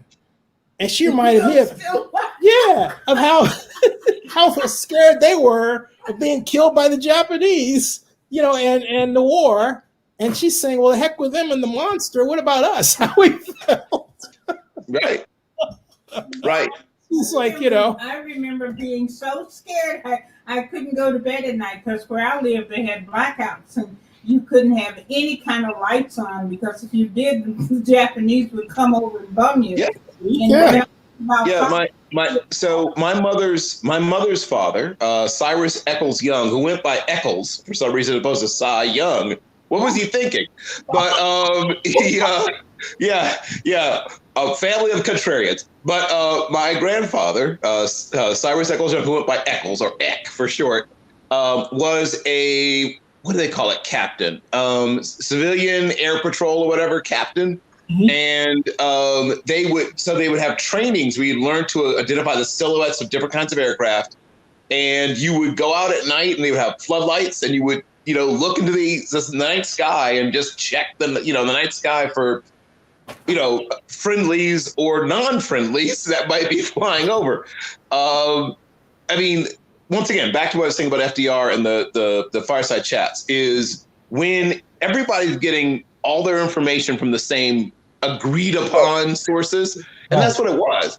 Yeah. Right? You only had the three networks. You only had, and it was radio, really. So in those days, television hadn't really taken hold with most. It wasn't invented until 1939, and only a handful of the super rich had televisions during World War II. Most people who had television during World War II were very, very wealthy, but everyone had a radio. My father was born to people who were desperately poor, living, had been sharecroppers and were living in the middle of nowhere, but they had a radio. Everybody had a radio, and so people would, as a nation, listen to the president tell them, that the only thing we have to fear is fear itself, and all these other things he would say that everyone adopted, no matter where you were on the political spectrum. There were people who absolutely hated FDR otherwise, right? But they would listen to the things he had to say with rapt attention nonetheless. They wouldn't turn to their alternate news channel that gave them alternate facts. That was not an option, right? You had the three networks. You used to have, there was a Dumont network actually for a minute, the old Dumont network, but still everyone was still getting the same, UPI or the same, no one was saying, I choose not to believe the Associated Press. They're full of it, right? I mean, everybody was listening to the same stuff and agreeing that the information they were getting was believable. No one was saying, I don't believe those guys at Reuters. And, everybody was like, look, these are professional journalists doing a professional journalist job. I will listen to what they have to say and most likely say this is good information. Everybody did that. There wasn't anybody to tell you about, remember the Iraq War, and we found out about the Downing Street memo because it turned out that the Bush administration was trying to create a fake reason to go into Iraq around there were no weapons of mass destruction. But if you had done that 20 years before, they would have gotten away with murder because there was no counter media. There was no social media. There was no, there was no email because the email had just started. Right. So that, like everything, there's always some good and the bad that comes with it. So with the alternative, as you said, the late 1960s, right, really is where you have citizens. My mom is picking up with what you were saying about FDR. What were you saying, Mom? I said that people listen to FDR because he got him out of the Depression. Yeah, right. See? Yeah. And even his political rivals kind of, they might not have liked what he did or the way he did it or lots of things about him, but they didn't say he's not legitimately the president, or they didn't say he's lying. They just said, I don't like it, right? I mean, they might have not liked it, but they never tried to impugn his right to be president. They never tried to, even though there were things that you could dig up about FDR, I mean, he was certainly, like a lot of rich old white dudes, did a lot of rich old white dude things, including having affairs and other stuff. I mean, he did the usual stuff. He did all the usual stuff. He had a mistress living with him. Well, she was with him when he died. Yes. So, but the deal is he knew. I think most of us wanted someone that knew how to run the country and keep us in the. Right. But what we got now, young man, we've never seen before. No. Well, there's a reason for that. It's not an accident that we are now in this situation, and some of it is the fault. Okay, so back to what I was saying about the rise of the. Yeah. Because I said, we're getting rid of Trump, Lord, let's get rid of him, but it's our fault that we got that SOB. Hey, did Joseph mute himself? Joseph, did you mute yourself? Hold on a second. I think did you mute yourself, Joseph? Yeah, I was doing I was doing my blood pressure, and the machine is pretty loud. Oh, okay. Gotcha. All right, cool. So Zennie, you were talking about the rise of alternative forms of media. And so the people's press, I mean, obviously there have been some forms of people's press, existing forever because as long as you had access to a printing press, right? I mean, you could have an alternative. And these other anti-Masonic and anti-Catholic and anti-whatever movements all had their own little, bulletins and gazettes and, pamphlets and stuff like that. But they were never seen as, I mean, they couldn't be widespread just because literally the way that the barriers to spreading your message meant that you almost had to be local to do these kinds of things. Like you would press up 400 of these things and hand them out. Right? So, hey, you might remember this. There was this statement that you don't want to mess with a man who buys his ink by the barrel. Remember that? Yes, I do. I remember that. I remember that line. Yeah. You cannot easily buy your ink by the barrel, let alone have the expensive machinery to print the press that makes you powerful to get the message out. Now it's different. Right. I got a studio writing this thing. Right. I mean, What's your friend's name? Bill Carroll. Got Bill and Joseph. See, there's Bill and Joseph here. See, I know camera, but I just Hi. yeah. So he's saying hi. Well, Yes, Happy New Year. Yeah. So Zennie, the rise of the alternative, whatever you want to call it. Mom was saying, "Hey, Bill, hold on. What are you saying, Mom?" I said this is off the cuff, but the young man talking to make a lot of money telling George Carlin jokes. Oh, she said you can make a lot of money telling George Carlin jokes. Oh, well, yes. I mean, I hope that we are still in a place where people would appreciate things like that. That would resonate. I mean, really. Yeah, you do have that style where you tell the truth, but it's like Carlin. He tells the truth. Yes. Way to make. Oh yeah, that's right. But you're like ha ha ha. So yeah. Well, you have to.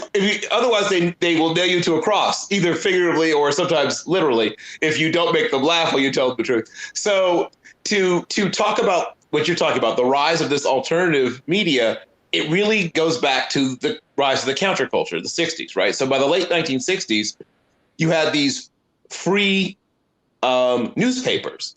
The in New York, right? You still have, right? And in here. I thought, hey, Joseph, what are you doing with the arm there? Like I said, I was doing some medical stuff that had to take care of. Oh, he's okay. doing his blood pressure stuff. Okay. Yeah. Okay. Go ahead, Bill. Sorry. So the Village Voice, right? Which still out there, still going, right? The Village Voice, the Chicago Reader. There was one in the Bay Area I can't remember the name of that was a very influential free newspaper. It used to be. It was a Berkeley Bard. And there was one that was in San Francisco too that came out of the Castro district. I can't remember the name of, but it became the Guardian. Yes, probably. Thank you. That's probably what the one I'm thinking of. But these were important in that they would interview people from the Black Panther Party when the mainstream press would. They would interview people who were part of the gay rights movement in the 1960s when the mainstream press wouldn't. They would talk to women in the feminist movement when the mainstream press either wouldn't talk to them or when they talked to them would be talking to them in such a way that they were trying to make them look bad. They would talk to people on these quote unquote fringes, right? And at first it was all left. And the right took note of this, like they always do, like, well, why don't we have our own whatever?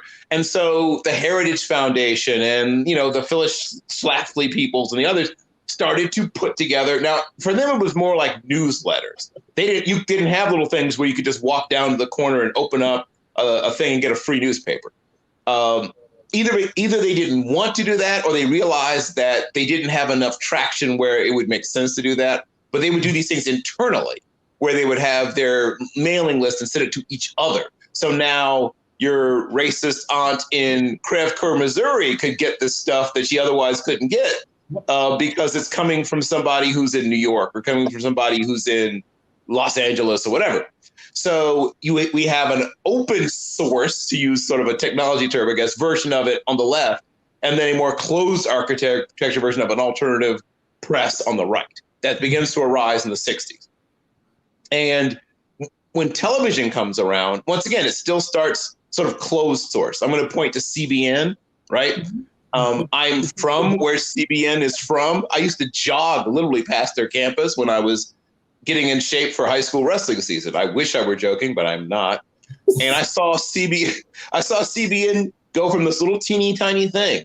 I mean, I remember when Jim and Tammy Faye were this little teeny tiny thing. At one point, because my parents didn't know any better when I was little and it was free daycare, the Jim and Tammy Faye Baker had a children's TV show, and I was actually in the audience one time because you got free daycare if you were on the show. And my parents were, young and broke. But so yes, if you somewhere, well, I don't think they hold on to those tapes, but somewhere at one point there was me on the Jim and Tammy Faye Baker show as a small child. Yes. Oh yes. Well, we didn't. Nobody. You mean somewhere around YouTube? I don't know if it's on YouTube. I don't know if it's on YouTube. I don't know. Unless somebody found all the old Jim and Tammy Faye shows and put them on. But my point is that CBN, the broadcast network, and the university, and the whatever, and people like Falwell and whatever began to. At first, it was all just them, giving you the good word and then asking for money, and then later, right? Because that's what they did at first. They first went on television. In the 700 Club, right? The 700 Club and all that stuff. But later they delved into politics. And it didn't take them long to get there, right? And so the first, preaching to you and then asking for money, that was all they did for the first couple of years. And then it said like, well, we can't just do that. So by the 70s, they were delving into politics. They would have on people from the Eagle Forum, right? They would have on people from the Heritage Foundation. They would have on people from these think tanks, and then later actual politicians. Once they realized the power of this, politicians would come on, right? And so to me, what was interesting, because the first political campaign I remember really thoroughly, like I remember obviously Watergate, but I wasn't, like I was teaching myself about Watergate through political cartoons, because we still had these brilliant political cartoonists like Pat Oliphant and Herb Block and that bunch around. So it helped me. Do you remember where you were when Nixon resigned? Yes. I was in that classic kid pose where you're on your belly with your chin up, held up on your hands, right? And your feet kind of crossed at the ankles, up behind you. And I was a news junkie from early on in my life. And we were an NBC News family. You weren't born, Joseph. You weren't born yet, were you? That was 1974. Me? Yeah. What year was that? 74. Yeah, I was probably like 1. I was born in December, so I wasn't even 1 yet. Yeah, I was. So Joseph's the baby of the group. Okay, but I was in the back of my auntie's house in Nashville, and I don't know what this girl was to us. I think it was a friend of her family's, but all I remember her saying was, auntie, or something. The president, watch TV. The president has snot running down his nose, and I was. Yeah. But yeah, so I watched the Watergate hearings. I watched Senator Sam Rayburn and all that bunch. I sort of, the first major news story that I began to follow, like really closely, and it was all began. So I had a friend who left. He was my best friend actually in kindergarten. His name was Avi, and Avi was born. Thank you, David. David Compton says the wife and I are going to enjoy the rest of the night waiting for 12 a.m. in 2021. Because it is almost 2 o'clock, which means it'll be it's almost mountain time. Yep, almost midnight mountain time. Yeah, 16 minutes and 20-something seconds away. Yeah. Hey, Happy New Year, David. Thanks for the money, by the way. Much appreciated. Always. Thank you, sir. Gifts coming.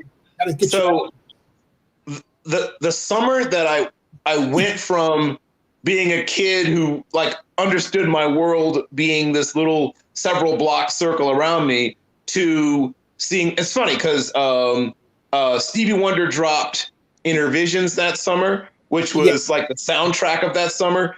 Yes. Angela Davis was on trial that summer in 72. It was Angela Davis on trial, Patty Hearst, right? Angela Davis, Patty Hearst, the Intervisions album. So to me, these things were all sort of intermingled as a kid. Because I would hear, it seemed like everybody owned that album. At least everybody in grad student housing around the University of North Carolina owned that album. Put it that way. And my best friend Avi. So as you might remember, in the 72 Olympics, that also took place. There was, of course, the incident with the PLO attack, and so his father. Okay, as you know, in Israel, everybody, if you're able-bodied, serves, male, female, whatever. His father was a reservist in a tank outfit. So his father was a graduate student. Almost all of where I grew up, my father was a graduate student. Everybody was a graduate student in this like little block of duplexes where I grew up on not just off Franklin Avenue in Chapel Hill. And so I remember he gave me a Viewmaster because apparently they give you gifts for their having going away parties, right? So that is their tradition. So he gave me a Viewmaster. That was big, right? At least at the time. And so Avi had to leave because his father got called up in the reserves. Because once again, everybody serves, and he was, a graduate student. He was 20, I don't know. I'm guessing he was in the late 20s, I'm guessing. And so, he got called up. So my best friend left to go back to Tel Aviv because of what happened in the 72 Olympics, right? They went on high alert. They called up the reserves back up in Israel. So it was a crazy summer. And that was my summer of sort of realizing the world. Because see, my world was through Jim McKay, and Howard Cosell. Yes. Wide World of Sports. Wide World of Sports, yes. Yeah, and a young Jim Lampley. Who invented sideline reporting where? Campus of University of North Carolina. The first time anyone ever was a sideline reporter. And guess who taught? And guess who, as a young teaching assistant, taught English 203 to Jim Lampley? My father, the late Dr. William Carroll, taught Jim Lampley. I've known about Jim Lampley since I was a 3-year-old. I got to get Jim Lampley on this show. He's 73 now. I think which makes me feel 1,000 years old. But I remember when Jim Lampley was 22, 20, whatever he was when he first started. He invented sideline reporting on the campus of University of North Carolina. Yeah, he sure did. Hey, by the way, David Compton wants to know where he can get the Zennie62 sweatshirt hoodie that I'm wearing. And here is the link, David. I'm saying again? The whole world wants to know, Zennie. Everyone's been asking. Everyone wants to know. But not only that. I keep checking my mailbox for mine. It's coming, I promise. Here is also what what our store looks like, folks. In the wonderful magic of StreamYard. I can show it to you right here. And here are our offerings. See, isn't that neat there? We got cup, Zennie62Media cup, which that is black high quality merchandise. Isn't that? Yeah. There's the hoodie. Okay. There's the T-shirt now. All right. We have a T-shirt, a Zennie62Media T-shirt. We even have, we have other shirts like the classic "Racism is a Mental Illness." There you go. Want to make a statement? There's our original shirt here, which is our YouTube one. This is Zennie62. This is the first one that Barry Lee bought. He was our first fan to buy a shirt ever, and he wears that shirt as part of his avatar on Twitter. And then this is our Oakland News Now shirt for our flagship blog, and that's just $21, $21.99. This is the Zennie62Media sweatshirt. This is the Tea and Classic Crew from that's available as well. That's $36.99. And this is the hoodie that I'm wearing. Is this one? This is neat. This is actually $47.99. I highly recommend, though. However, for those who've been fans, you'll get one sent to you for free because I'm going to get somebody else to pay for it. And then this is my personal favorite, the Zennie62Media Tea and Classic Crew shirt. This one. This is the Tea and Classic Crew.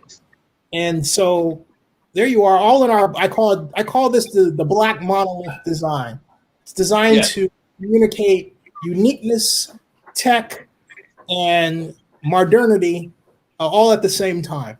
So and I have a whole spiel that goes along with it, which one day when I'll recite more. Yes. At some point, when you publish your manifesto, that would be the great time to whip that out.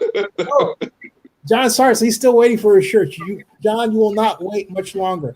Then Jay, he said, I'm talking about the one you have. Well, this one. Okay, this one is this. Hold on a second. That is, excuse me for a second. That one is this one, which you can see here. This is the Zennie62Media hoodie. The Zennie62Media. That's the one all the kids are talking about, Zennie. That's the one everybody's talking about. That's the buzz on the streets. This is cool. I mean, I have to admit, this is cool. If I can say so myself. But this is what I have. I've got the hood, right? See, I've got the hood right here. So there you go. Just to kind of show that you are contemporary and you can start a movement. The Zennie62Media hoodie movement. See, it's pretty cool. And it is. I'm not a hoodie guy, but I got it because I thought. It doesn't matter. It doesn't matter if you're a hoodie guy or not, Zennie. That's all the stuff is like solid, but that's the thing that everybody's talking about is that hoodie. Everybody loves it. Thank you. I've got to have you got to start a movement of these things. Mr. Compton, John said he'll pay for his hoodie. Oh, okay. So if you want to buy your merchandise here, folks, here is the link right here in the chat. So you can actually go, I think, and copy teespring.com/stores, okay, /Zennie62. If you want to get it, Zennie62. All you really need is Zennie62. You don't have to worry about the -2. YouTube.com/stores, or you can go to Zennie62. YouTube.com/stores. Zennie62Media. Right. That's all you gotta do to go there. Vinny says he'll see us tomorrow, and he says, cool. And I'm saying, cool. That's Vinny Laspinosa. So yeah, so all you got to do is that.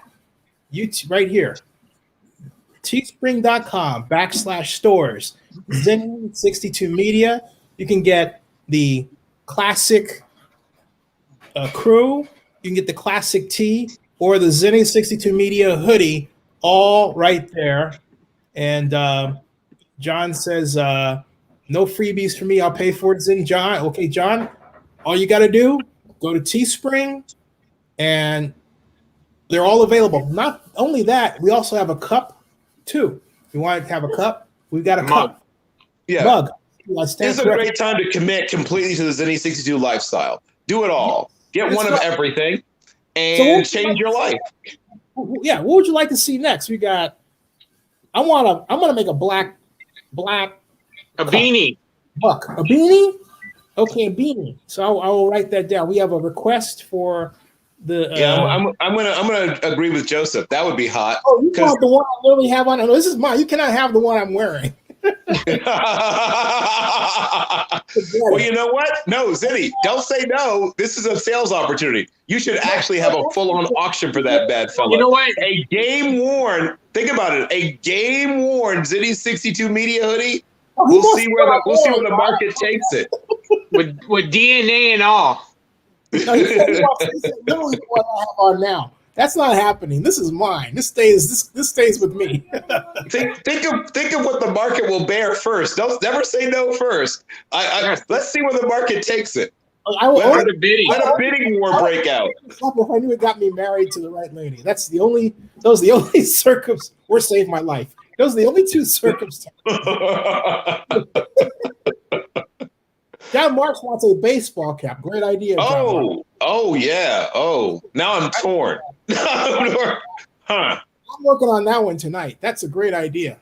Baseball. Yeah, it really is. Now, the key with that is to get the right baseball cap, because if you want it cheaply done, it's not going to look good. What I would try to do is either that flex stretch or a fitted hat, because the ones in the buckle are horrible. Yeah. Great idea. Yeah. Baseball cap. Zennie62. That's a great idea. I think the flex stretch would be great. I think the baseball cap would be hotter than the hoodie. You know? Wow. Well, that's a take. I'll have to think about that. I mean, I love both. Like, in fact, that is really like a winter thing, is to do both. Obviously, your hoodie, your baseball cap. I said I thought it was hotter than the hoodie, and he said I have to think about that. I have to think about that. I mean, that because the hoodie is a classic. That hoodie is a classic. That hoodie is going to be. People will be talking about the Zennie62 Media hoodie for years to come. Yeah. I've got to think. Well, obviously, once I see the baseball cap, it'll be easier for me to, sort of match the two against them. But assuming the cap is an absolutely beautiful piece, it might be a good fight between the two. It will never be green and gold because our trademark. This is actually our trademark. So it will never be green and gold. So it'll be black, white, and that's it. Compton says $100 in a face mask. No thanks. Oh, face mask. The bidding has been enjoined. The bidding has started. He wants the one I'm wearing. The bidding has begun. David, I'm going to send you one just like it. You're going to get one just. Well, once you just start, so Zennie. So what you need to do is, in addition to the normal store, you need to have a separate section for Zennie worn items, right? And right, oh man, and watch the market on the Zennie worn items just take off like a rocket ship. So you slap that hat on for a few minutes, boom, Zennie worn. I'm telling you, man, you are sitting on $1 million idea. Yeah, right? until I send it to somebody and they get the virus, they blamed it on me because I sent them a hoodie. Right. When you finally bust out that the Zennie62 Media leather pants and leather jacket, just like Eddie Murphy wore for Delirious, and put that one on for sale, with the Zennie worn leather pants and leather jacket goes up for sale, that's when we're going to see like the market really just take off like crazy.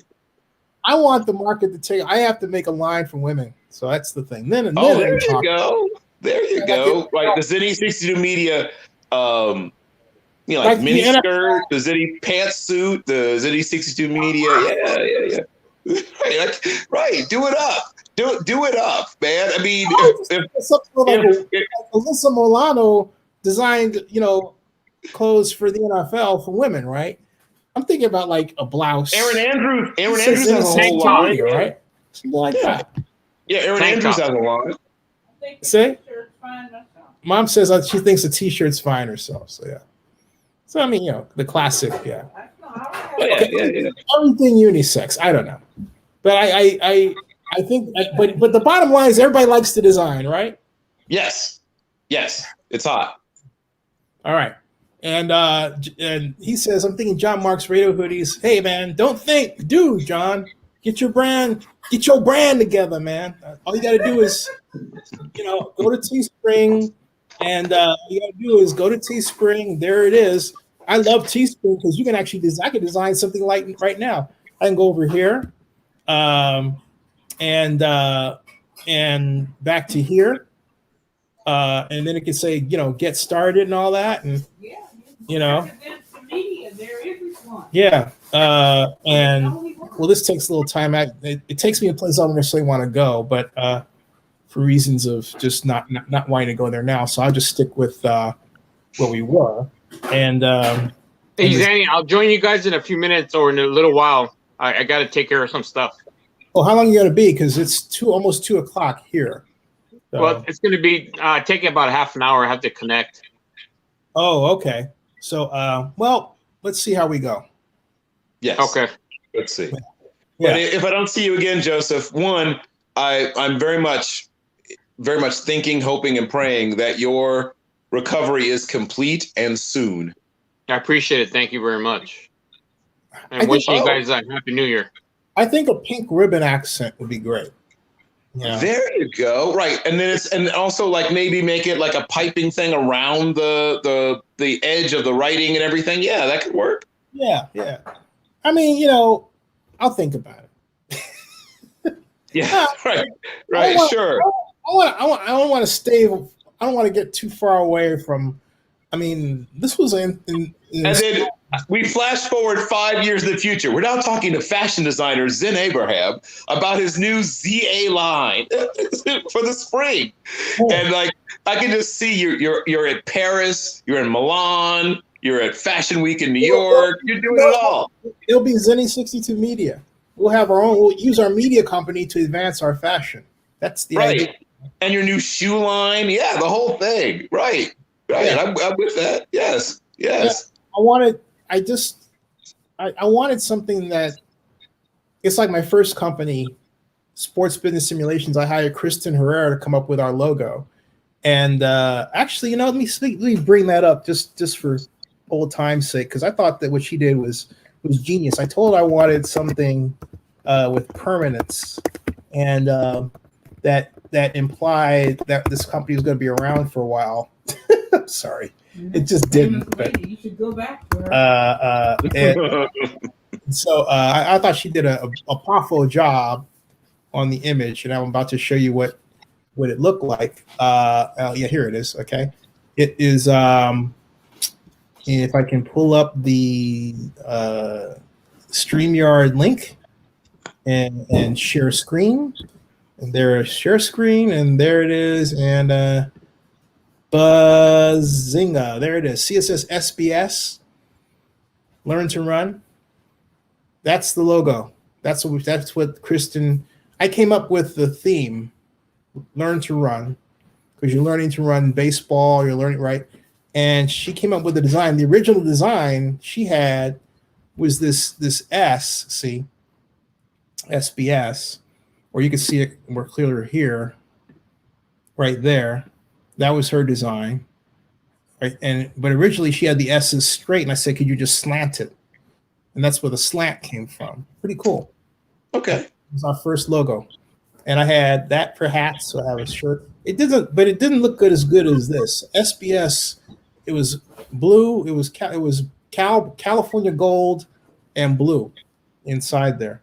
So that was there are two logos I've been the part of designing. One for my theater company, Impact. So if you go to www. Company. Oh, dude, I started a theater company when I got out of graduate school back in 1993. You're a thespian. My master's degree is in theater history. Well, the full name of it is a Master of Arts in Dramatic Literature, History, Theory, and Criticism is actually what my master's degree is in. The field of study is called dramaturgy and was started in 1858 in a duchy of back before Germany was a unified country called Saxe-Meiningen. And I can tell you the whole story of the beginning of dramaturgy, but I don't think people want to hear it. But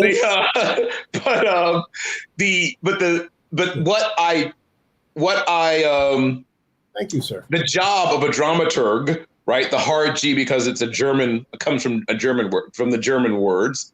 Mm-hmm. But a dramaturg, right? If you want to go with the full German pronunciation, they are responsible for getting it right in terms of details of what people would wear, what people would say, what the money would look like, and what it's worth, and what their weapons would look like, and what the fighting styles would be, and all kinds of stuff like that. So you have to learn history as part of it. So you can't know theater history without knowing history, right? Because theater is largely inspired by history or the things going on in the world at the time the play is written. So you have to study sort of everything, I guess, to some extent, if you want to be a theater historian. So that's my actual academic training as a master's degree program. But yeah, so Impact is still up and running, though obviously this past season has been, like everyone's theater season, interrupted. Wow. So if you ever go to www.impact, but it's spelled, I'm going to give you the spelling of it. It's www.impact, so www.mpaact.org. So Impact actually stands for the Mott Production Association of African Centered Theater. Say again, MP what? MP, P like production. IMP? No. It's an anagram. So it's Impact. MPAAC like Charlie T .org. Impact with no I, it's MP. So because it stands for the Ma'at, Production Association of African Center Theater. So Ma'at in the what people call the mystery religion of Egypt, one of the oldest religions, maybe the oldest religion on the planet Earth, or one of the oldest organized religions on the planet Earth. Ma'at was the one. If you ever see the there we go. That's Impact. So I got it right. Yep, you did. Right. And so that's what this past season has been, what's called the podcast plays, right? Because of, COVID-19. Impact is a multidisciplinary theater arts organization dedicated to produce original works by the nation's finest theater artists.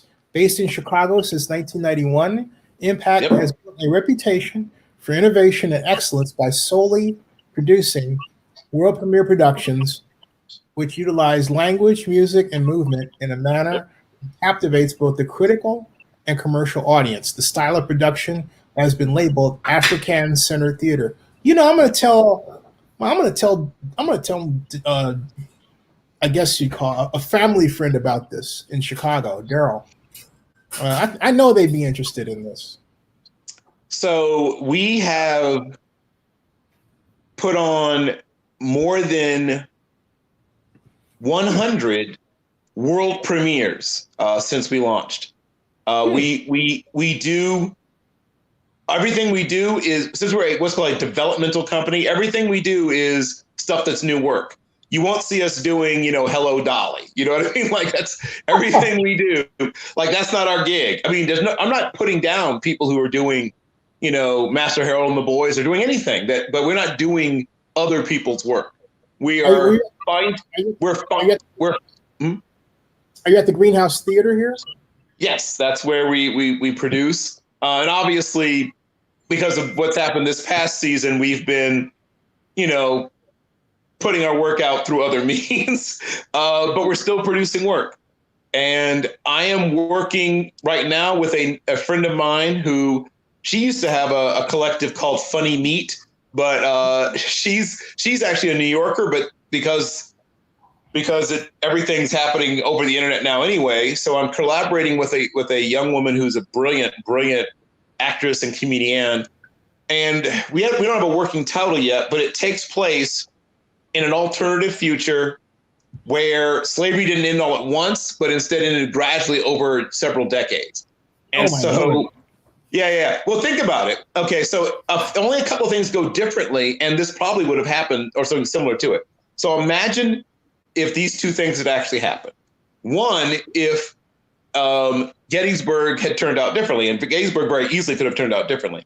I don't want to get into the military history aspects of it, but if George Armstrong Custer's famous for sort of the wrong things, right? We all remember him for getting, well, I mean, he's famous for his failures, right?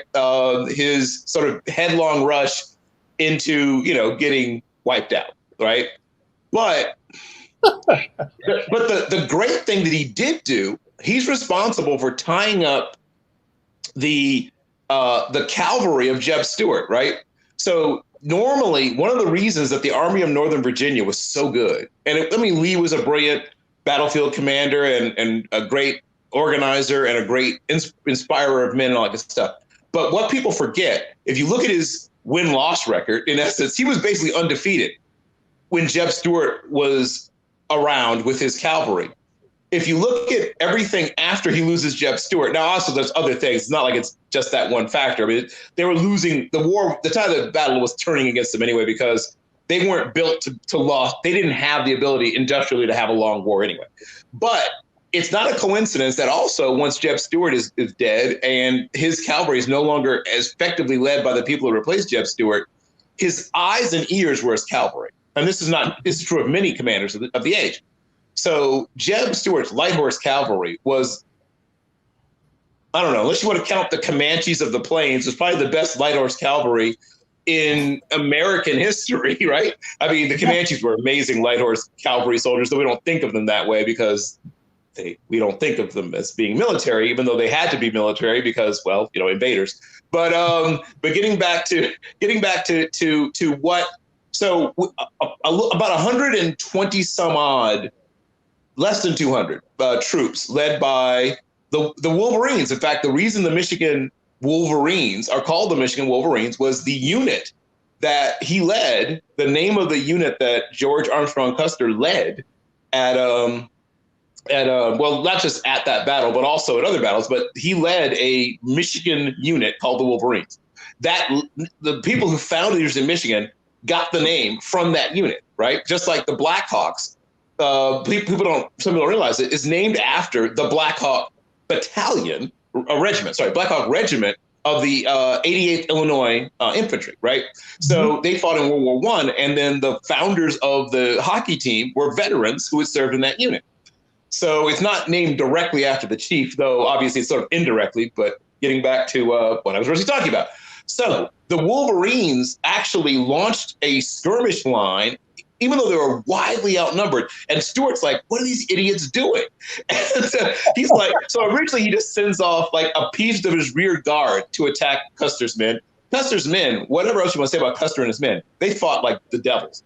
And they just cut through those guys. And Stuart wasn't used to that. Normally, if he sent even just a fraction of his men to go deal with you, you were dealt with.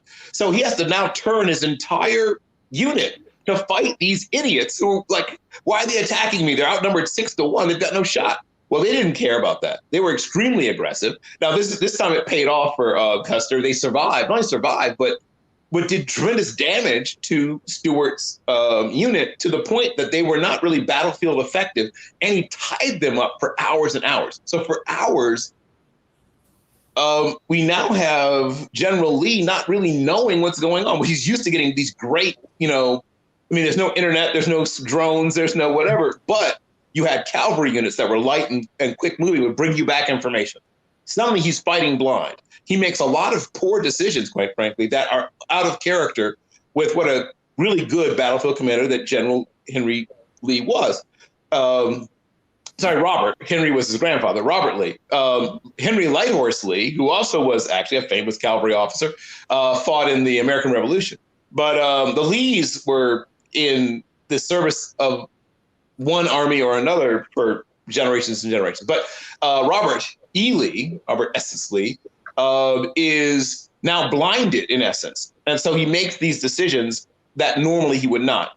And everyone talks about, what happens with the Pickett's charge and things like that. And those are all things that I think had a big and, little round top. And there's 100 different, the Sunken Lane and the Peach Orchard. I mean, it's a huge battle. If you ever go to the Gettysburg, it is. It's a huge, it's one of the most important battles, obviously, in American history. And a lot happened. And a lot of, a lot of units, those famous units from Maine and the 54th, right? The black, 54th Regiment. There's all kinds of famous units there. But one of the most important was that little battalion, or not even a battalion, company really, of light infantry soldiers led by George Armstrong Custer, and they tied up Lee's eyes and ears. And by taking away his most effective form of information, of intelligence about what's going on in the battlefield, I think that as much as anything you can point to, George Armstrong Custer tying them up led as much. So in this, all this is to tell you, in this different timeline, George Armstrong Custer and his men get routed very quickly, and then which normally would happen because once again, if you study Jeb Stuart, these guys normally just, they were incredibly effective soldiers. They weren't used to getting tied up by a smaller, lesser known unit like this. It's really kind of it's one of the biggest upsets, if you want to think of it as sports terms, at the Battle of Gettysburg is what George Armstrong Custer and his, it's a light company. It's not even 200. It's 100 and some odd men managed to do to this entire cavalry regiment led by it's just crazy. But yeah, so in this different alternate timeline, this doesn't happen. And Jeb Stuart's doing his normal work, harassing the enemy communication lines, giving good intelligence to Lee. So Lee narrowly wins, but wins the Battle of Gettysburg. And they're able to drive deep into the line and deep into the territory of the Federals. And it takes the them years to actually even get them back down to like the Mason-Dixon line. And they're, burning things, whatever. They're doing all the things you would do in a war, right? They're cutting communication lines. They're digging up the train tracks and all that stuff. Then the other thing that's different is you may or may not be familiar with the Order of the Golden Circle. I've only heard of it, but I don't know what it's about. Okay. They were a very much real organization, and they even are tied in a loose way to people like Jesse James. But I'll get to that. That's a whole other story. But they were people in England, Canada, and of course the U.S. who were all members. And mostly what they did was they tried to raise funds. But they also were involved in things like the assassination of the president. Lincoln's assassinators, because it wasn't just going to be Lincoln. The actual plot was to completely decapitate the government. They were going to get Salmon Chase, they were going to get Seward, they were going to get them all, basically, right? The difference is that all the other people chickened out. So everyone else chickened out. And the only person who didn't was Booth. Booth's the only one who didn't say, forget this, or I think someone's following me, or whatever. All the others got spooked, except Booth. Booth went through with his part of it, which was shooting, I guess the most important part, was shooting the president. So in this alternate timeline, both these things are different. In the alternate timeline that this thing we're writing takes place in, they do completely wipe out the top level of the government, the Secretary of State, the Secretary of War. I mean, they get them all. Speaker of the House, they get them all. The president, everybody, vice president, they get them all, right? And the South is, operating behind the lines of the North for a while, destroying things, and it breaks just like sort of like what happened in the Vietnam War 100 years later, it eventually breaks the will of the North to, even though they would have, if they could have probably won just because of their superior numbers and industrial, ability to produce, they just get tired of the war and say, okay, we'll negotiate a peace. So in this alternate timeline, they allow them to essentially great-grandfather clause out slavery, right? So it takes generations as opposed to boom, right, when the war is over. And so in this alternate timeline, we have these groups of people who are in different phases, blacks in different phases of being freed, as opposed to all being freed at once. So there you have people who are becoming sort of famous for essentially organizing these people who are moving towards being freed slowly, right? So there's sort of like a lottery system, and it's based on how long you've been a slave, and if they can figure out how long your family's been here and things like that. You say it again?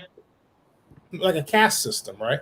Sort of, yeah, sort of. Right, exactly. And so you even have this character, and I don't want to compare her to Oprah, but she's essentially, so because it takes generations, we now have like radio and television by the time we're getting towards the wind down of slavery, right? And so we have personalities. It sounds like a Star Trek episode called Breads and Circuses, where they had taken you know what I'm talking about? Yeah, Germany had advanced to a whole planetary society where they had it wasn't Nazi Germany.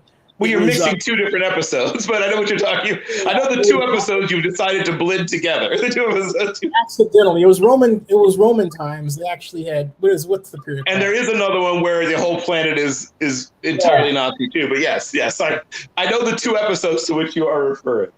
And then there's City on the Edge of Forever, where Edith Keeler gets killed in order to avoid the advance of Nazi Germany, and that was played by Joan. Yes, London. London. Right. Yep. But when is this book going to be finished? Well, this is probably not a book. It's probably here's I don't know what it is yet. I don't know what, but we're sort of approaching it mostly as, because of what's going on now. It's sort of like a staged. I don't know. It's probably a multimedia piece, is what it probably is, where you're making use of things you've recorded, videos, things you're saying in real time, and things that are sort of coming from like news reports. I don't know, because of what's going on. Yeah. Matt, why don't you write a treatment like 6,000 pages, and then file that treatment with the Writers Guild West, right? and then start out as a spec. You know, I think a spec treatment goes for like $6,000. Yeah. Okay. If it's and you have something, I think that is contemporary and genius. Well, here's the best part, Zennie. It's really a dark comedy the way we're doing it. And yeah, he's right. It was Joan Collins. He's right. It was Joan Collins. He's 100% correct. It was Joan Collins. But Marks. But yeah, because you know the way I think, and she also comes from a comedy, a improv comedy background. We're doing it as a dark comedy, you know. So there's lots of little comedic moments where. Now what's your part? She's not your wife. It's your no. This. She's in New York. She. I've known her since like. When did I move to New York City? I moved to New York City right before 9/11. So I've known her probably 19. I've known her probably 18 or 19 years. Wow. When did you start going to the drafts? When did you start covering the drafts? I started covering the draft even before I moved to New York, but it got easier once I got to New York because now I lived there. But yeah, so I attended. I attended the year before it was in the Javits Center. Then I attended the year it was at the Javits Center. Then I attended when it was at the when it finally moved to Time. What do you call it? Not Times. What do you call it? Music Hall. Thank you, Radio City. Right. Thank you, Radio City Music Hall. Yeah. So yeah. So I was there through, and then the Great Purge. Right. Remember the year when all of a sudden they decided not to let the smaller, and I was part of the smaller people. They were like, it was funny because we were there. There was something like, nah. So I'd love to know the inside baseball on the Great Purge of the, you're not big enough to do this anymore years. Well, let's do this because Mom's getting sleepy. Okay. Oh, you're not? Okay, cool. I'm going to bed. This has nothing to do with him. Oh, okay. Okay. Yeah, because I was trying to wait around for Joseph because he said he was coming back. And well, he said it'd take him about a half an hour because he's got a regimen he has to do, as you know, Zennie, and this is. I was timing it. He said that 20 minutes ago. He's got 10 more minutes at least of doing what he's doing. He must say, dude, you got 10 minutes. Hey, speaking of New York, what do you think about the news about 21? You ever been to 21? Oh, the club? The restaurant. I've walked. Well, I mean, yeah, right. I mean, I guess it was a speakeasy originally or something, right? If you go all the way back in its history, didn't it start as a speakeasy? Yeah. It's 91 years old, but I went. Right. It started as a speakeasy or something, right? And then later evolved into. Yeah, I tell you how I discovered it. It's a great place to eat, but I discovered it. Lauren and I was dating this girl, Lauren, in Berkeley, but 21 was in Wall Street. And myself and then my friend Ann McIntosh, we were in planning school. We always said that if either one of us made it, we go there and we take the other person there. And so when I started sports business simulations and I got our first seed money and then we started covering the draft, I made going to 21 the Wednesday night before the draft ritual, and went every year. I remember Chakas tried to talk me out of it one year. I said, forget it. I ended up taking he and his wife there, and none other than Dennis Farina, the late Dennis Farina, rest in peace. The late, great Dennis Farina, who was a Chicago cop at one point. Yeah, who not? But he worked the table, shook everybody's hand, including ours. Great guy. Floored. Great guy. Yeah. Absolutely floored. I took my friend Julie Bueller there when we at the draft. I remember she came to. That was our little. That was a date. You took your date to the draft? Well, I took my date to 21. She was working. She was doing the draft. She had America's first. She was the first woman in California to have her own radio show. Oh. She was trying to get credentialed to the draft. Wound up going there. We had a fantastic time.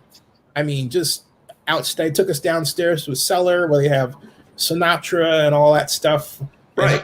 And And there's like there used to be passageways that would lead you like out to the street and away from the cops. Yeah, it started as a speakeasy. Yeah. They took us actually down there. Actually, I have it on video where they took us down. Maybe I can call that up real quick here.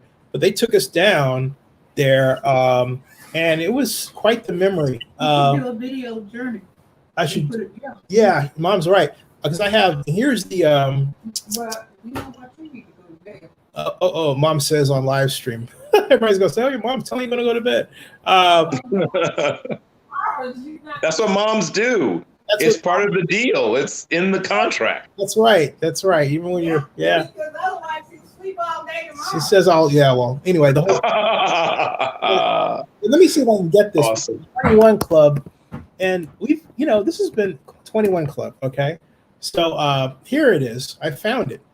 I found 21 Club Speakeasy. This is, in fact, the part that I found that you're about to see right now is when we were down in the cellar, which is one of the most sought after places. This is where Julie and I were here.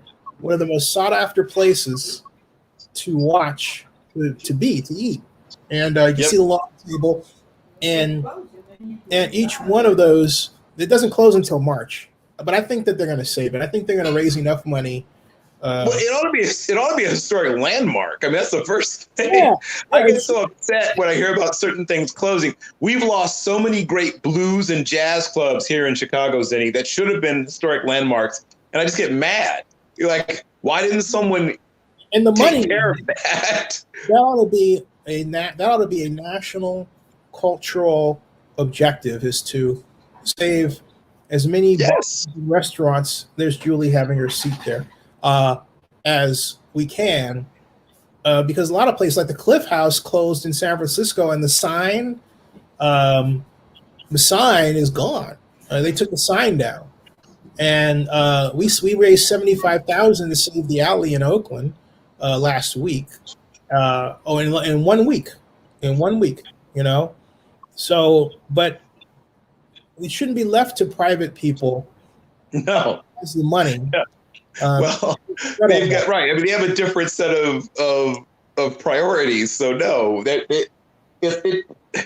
it's cool when there's public-private partnerships, but the private part has to be the cherry on top. It can't be the main course, or you'll never save most of these places. Yeah, absolutely. And so, like I said, we had that place down there. If I can go back a little bit to hear how we got there, we have to walk downstairs.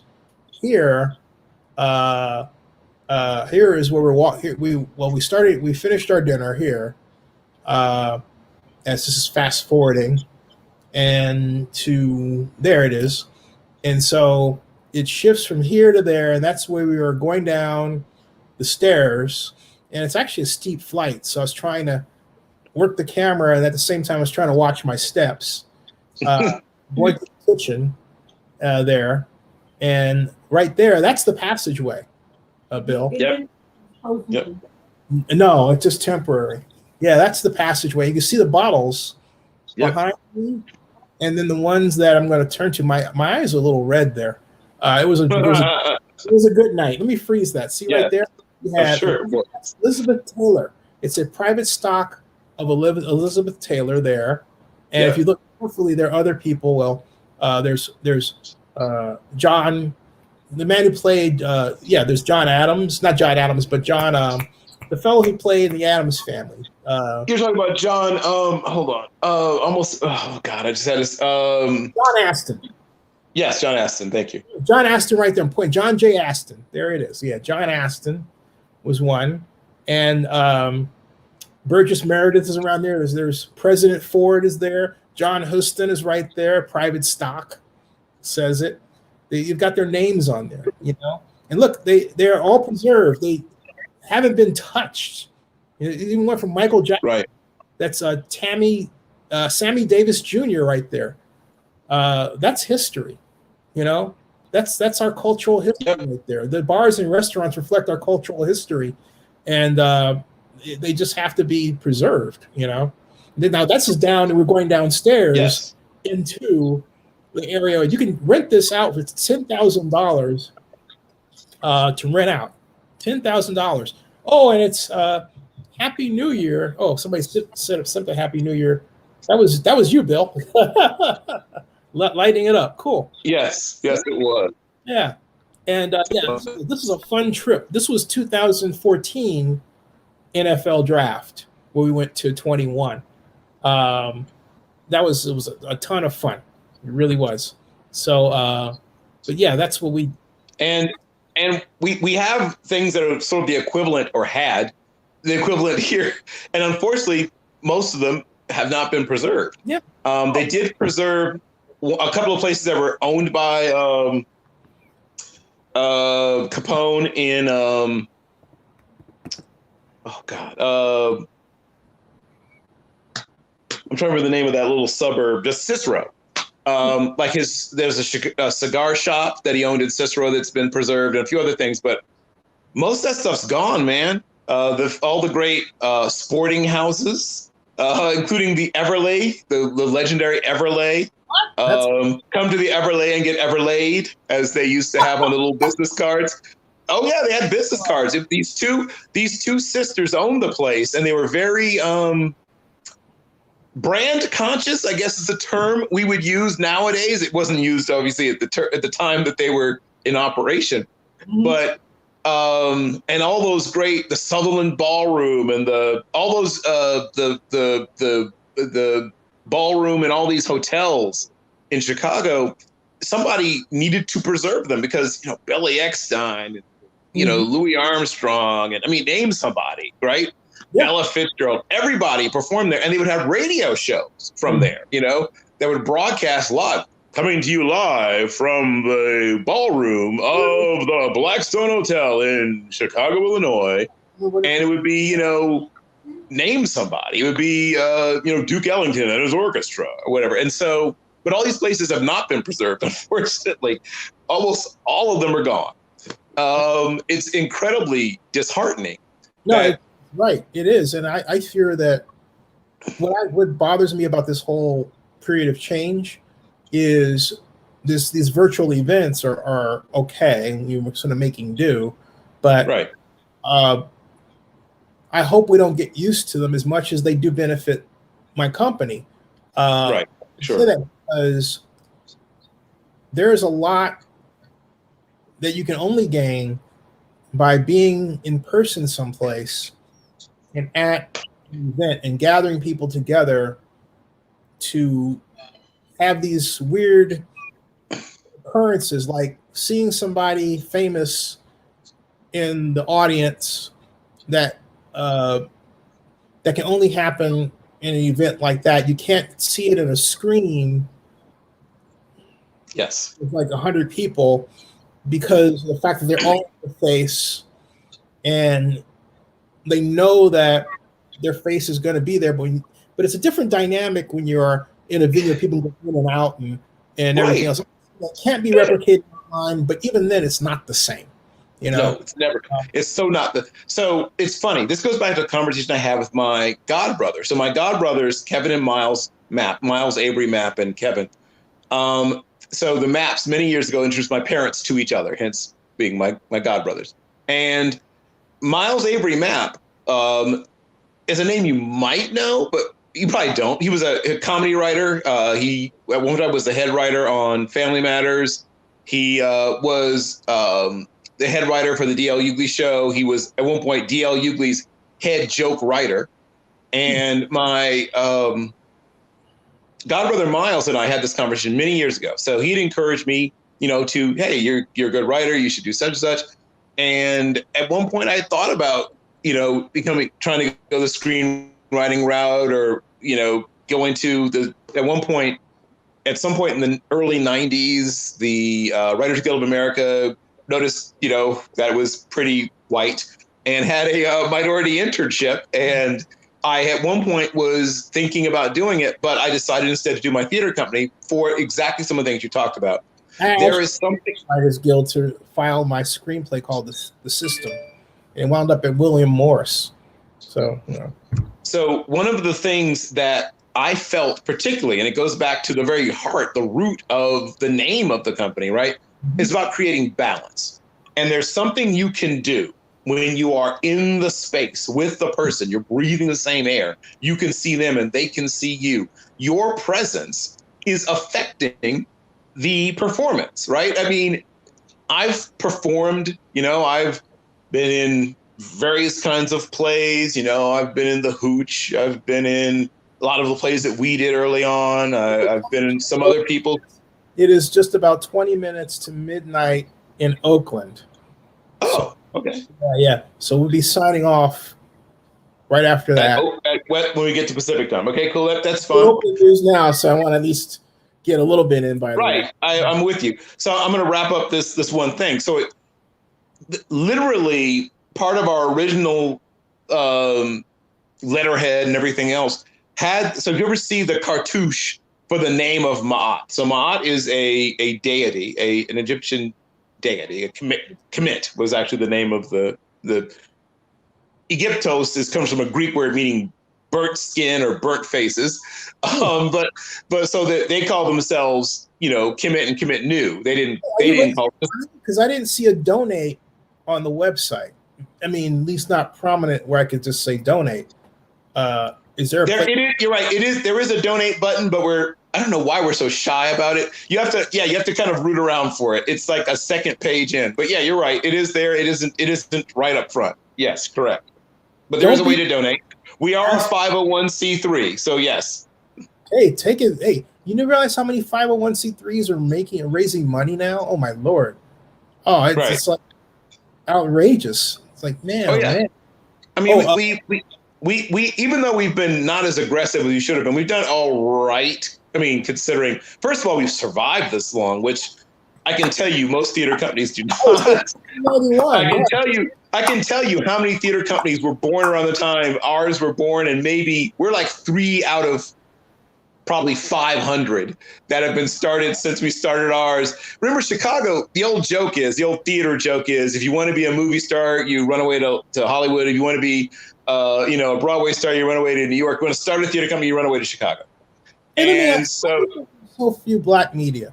I mean, black-owned media. I mean, black folks on white media. I mean, like, this is black-owned. Sure. Black-owned. Well, I mean, obviously, the most famous example was BET, and then BET stopped being black-owned. But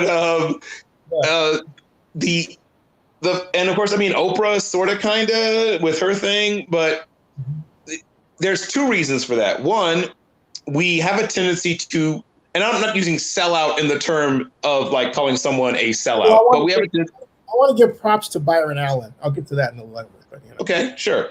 But we have a tendency to set up, when I'm using the term sellout to simply refer to being bought out.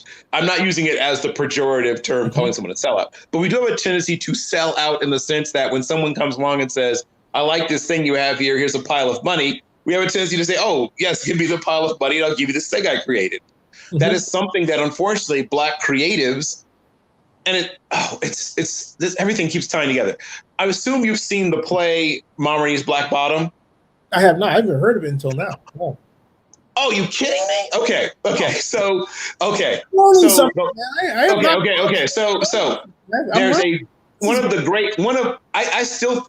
August Wilson is obviously one of our great theater artists ever.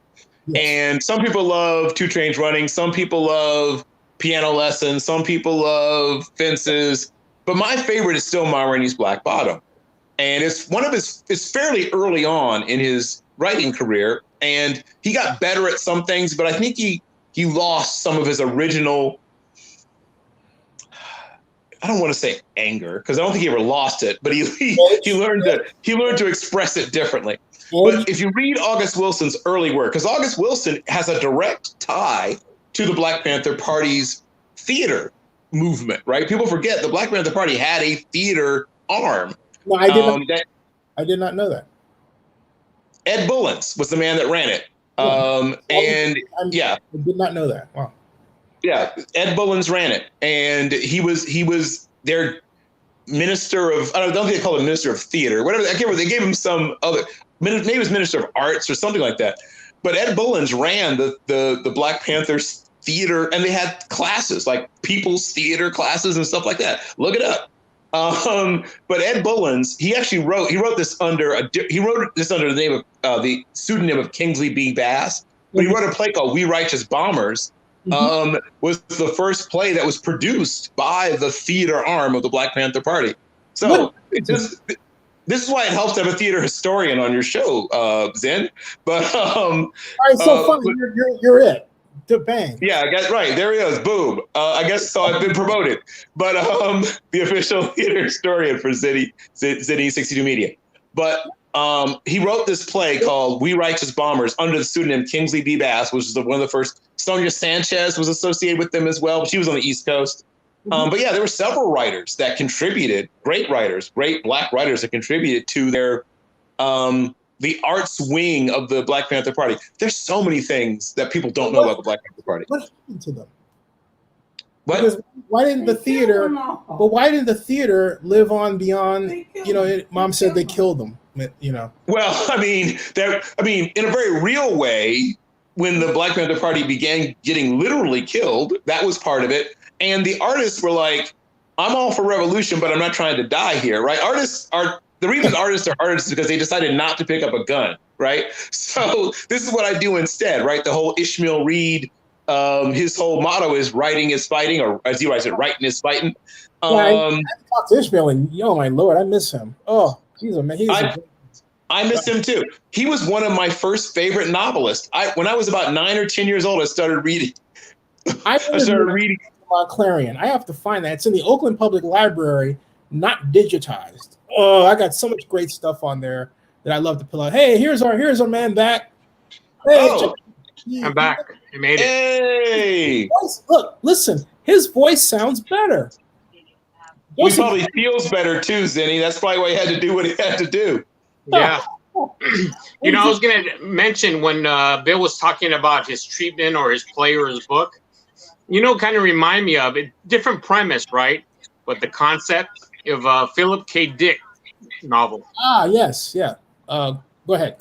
If you watch The Man in the High Castle, which I used to always talk about on Amazon Prime, I think you would get some really good feedback, not in terms of trying to take away from that, but how it was managed or how it was put together. So if you ever take a look at that, I think you would really get something out of that. I'm trying to avoid using the term Dickian, but I've been into. So it's funny. We were talking about a lot of my early, what's the word I'm looking for? Influences, right? So amongst my early influences, Ishmael Reed was someone I fell in love with as a writer when I was probably 9 or 10 years old. I was probably too young when I first started reading Ishmael Reed's books. I didn't get, like when I reread them later, I was like, oh yeah, I probably didn't get this when I started reading it when I was like 9 years old. Question. Did somebody say The Man in the High Castle? I did. Yeah, Joseph just did. Yeah, watch this. Hey, this is Comic-Con in San Diego in 2016. And, well, have a look. It's only 2 minutes long. Tell us where we are. I honestly don't. Oh, she's shy. We're the Man of the High Castle. What do you think of this so far, right? It's interesting. I like the period pieces.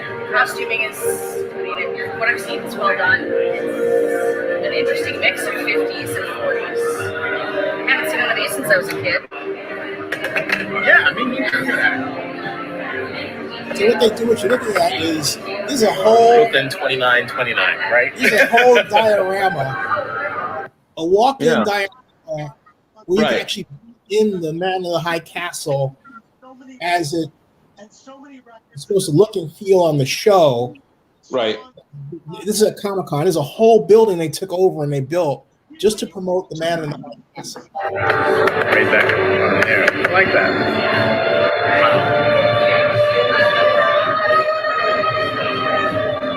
Come with me. Hey, Vanessa, nice to meet you. It's nice to meet you. Okay. Hey, folks, 18 years at Comic-Con, right? 18 years? 18, starting 97. Yeah, she's only 25. Wow. I wish. We'll go with that.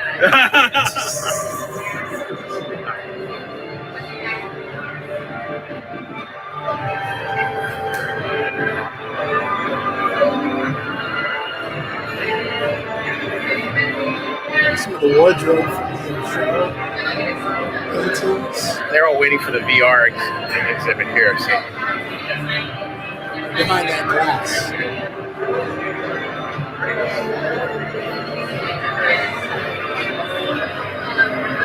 Uniforms.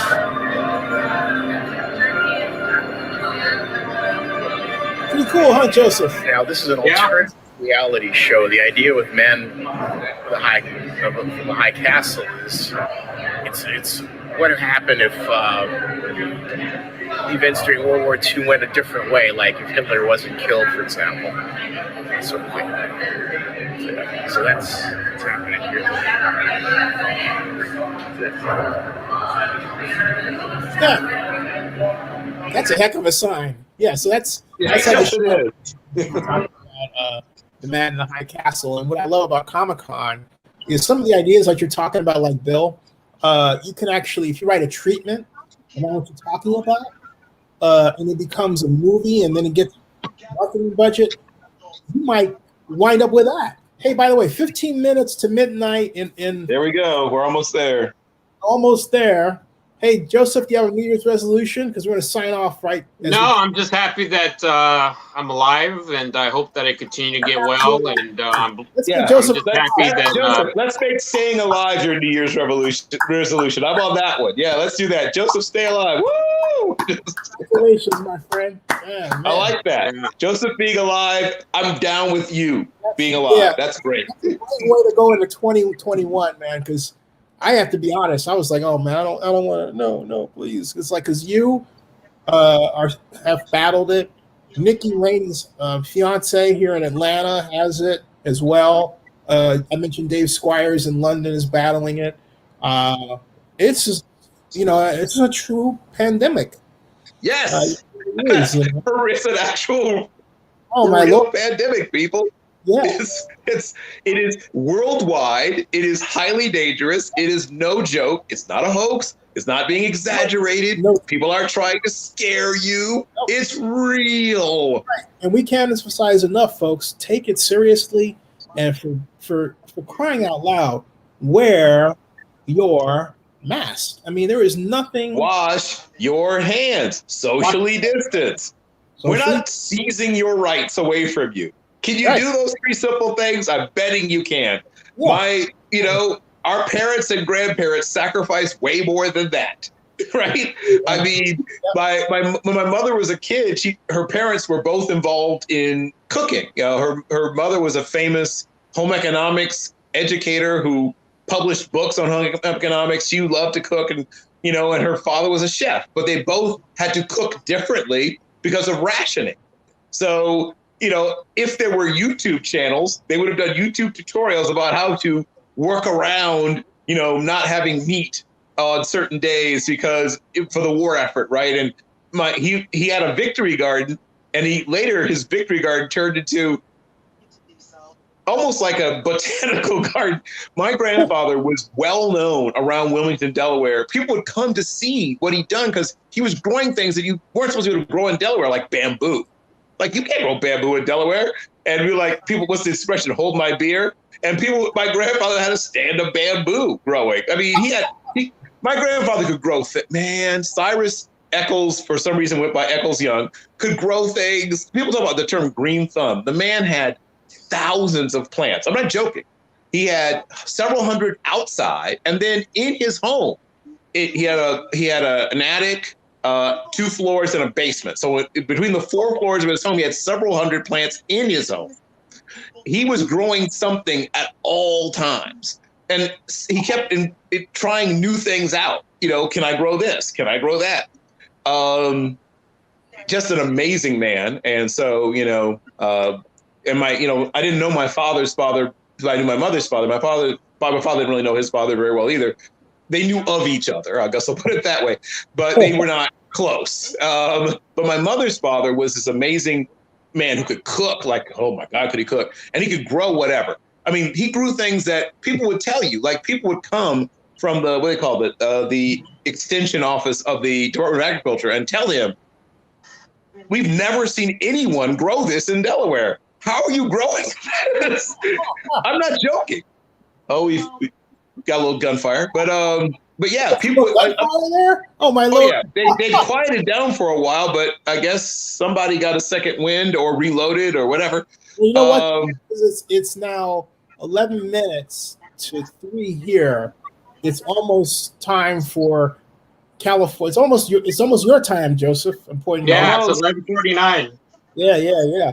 It's like I always wonder if I could switch these around. How do I do this? If I could switch these like, there's that, and then there's I don't know. I guess you can't switch them. It's like it's that, and then okay. Well, that sort of.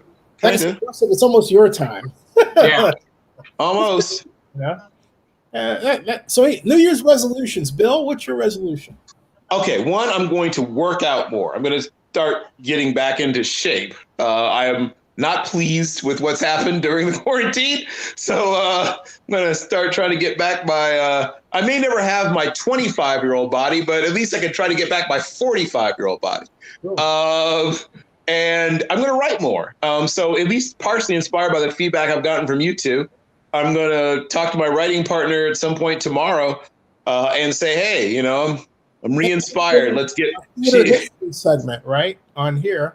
We've got, we've got a 46,000. We now have 46,000 subscribers. Thanks to you all. When you all started, we were at 45,000, and thanks to you and I, 46,000, over 46,000 subscribers. So we've added 1,000 subscribers. I know it doesn't sound like much, but I'll take them all, man. I'll take it. Yeah, right. We should never say 1,000 people doesn't sound like much. I mean, that we should always appreciate what 1,000 people represent. Yeah, you can fill a building with 1,000 people. You can do a lot with 1,000 people. As I just told you earlier, 160 some odd people changed the direction of the Gettysburg battle and changed all of history. Yeah. If Gettysburg is a win for the Confederates, everything's different. Everything is different. The world is entirely different. Hey, Joseph, what's your New Year's resolution?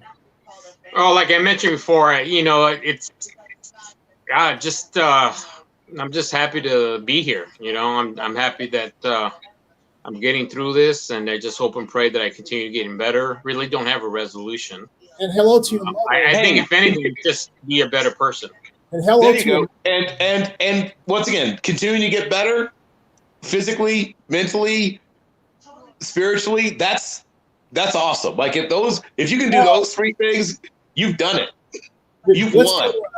Maybe we can do this another time. NFL predictions. Who's going to win? We got an amazing weekend coming up. Yep. Predictions. That we do. Predictions. Well, I'm going to first start with this hasn't changed since the preseason. So I said this way back in August. My preseason Super Bowl prediction was Packers versus Kansas City Chiefs. I'm going to stick with it. I think I had Aaron Rodgers as the preseason MVP, so I'm feeling pretty smart right now about that. I'm feeling less smart about my prediction for the NFC South, which was the Atlanta Falcons. Dun, dun, dun, dun. But I was right about the Browns being a playoff team. Obviously, they still have to play themselves in, but with the Steelers sitting so many players, I think they have a pretty good chance. I think the Titans will make it in. It'll be interesting to see what happens with the Bears. I don't know. I still don't quite buy the Bears.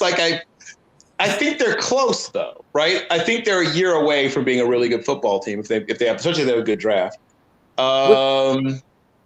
Who else? Oh, the Colts. That's another team I still can't sell myself on. Ravens.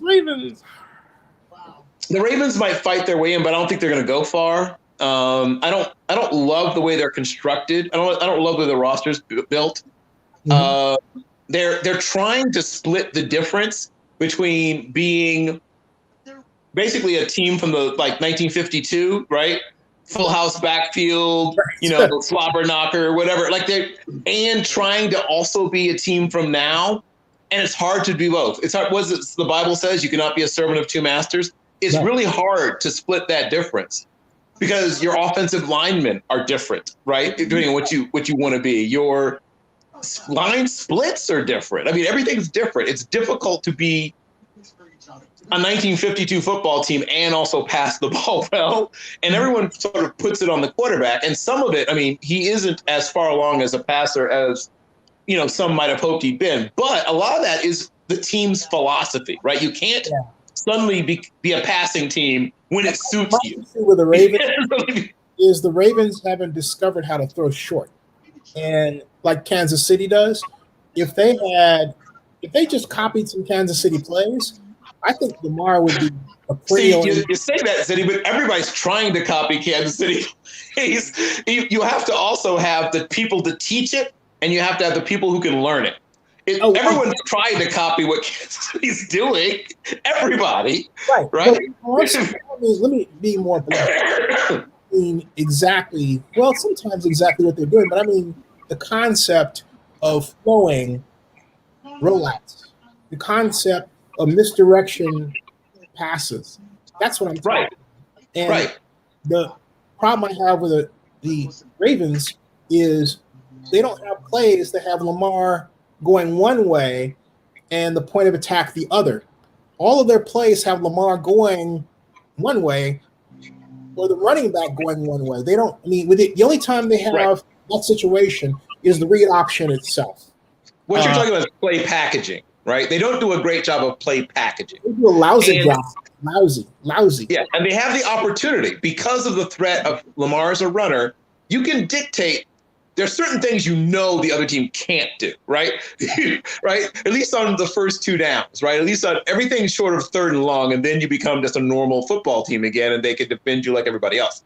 Yeah. But for the first two downs, they can't do certain things. You're telling them because what Lamar can do with his feet, you can't do these things, right? For example, they send Lamar on sweeps all the time. But where's a play where Lamar runs a sweep and he hands off to the flanker going the other way? I've never seen that. Well, here's the crazy thing. Do you know that Pat Mahomes has had 2 more pass attempts thrown to him, meaning as a receiver, than Lamar has? Like, how have you not ever thrown the ball to Lamar in his entire football career? He's had 0 balls thrown to him. You've got to have somebody on your team who throws the ball well enough that you could run a bunch of fun plays off of that and then double passes off of that. You stumbled over the word fun. The Ravens don't approach designing their offense as if it's fun. It's like it's work. It's work. We're doing 12 hours at the offense plant. Chiefs act like they're at a rolling living laboratory, and they're trying out these different ideas. They're as close to Bill Walsh with Andy Reid, who didn't know him, as you're going to get, and more so than John Gruden. I think John's problem is he's in a box of thinking that goes back to the smash mouth version of the Bill Walsh offense. He doesn't know how to get it. And I think it's to his detriment. And now if John had an excellent defensive coordinator, he would have been to the playoffs by now, but he relied on his friend. If he had Eric Bieniemy, or he ought to try to pry Kafka away, because I don't think Bieniemy's going to decide to be unassisted anyplace else. But if John had a defensive coordinator like I think Derek Mason's available, or someone that knew how to build a system that stopped the read option and wasn't necessarily. John had that situation early on in Oakland with Willie Shaw, but he couldn't. But Willie was, strong brother, and John didn't know what to do with that, which was put down to his ego.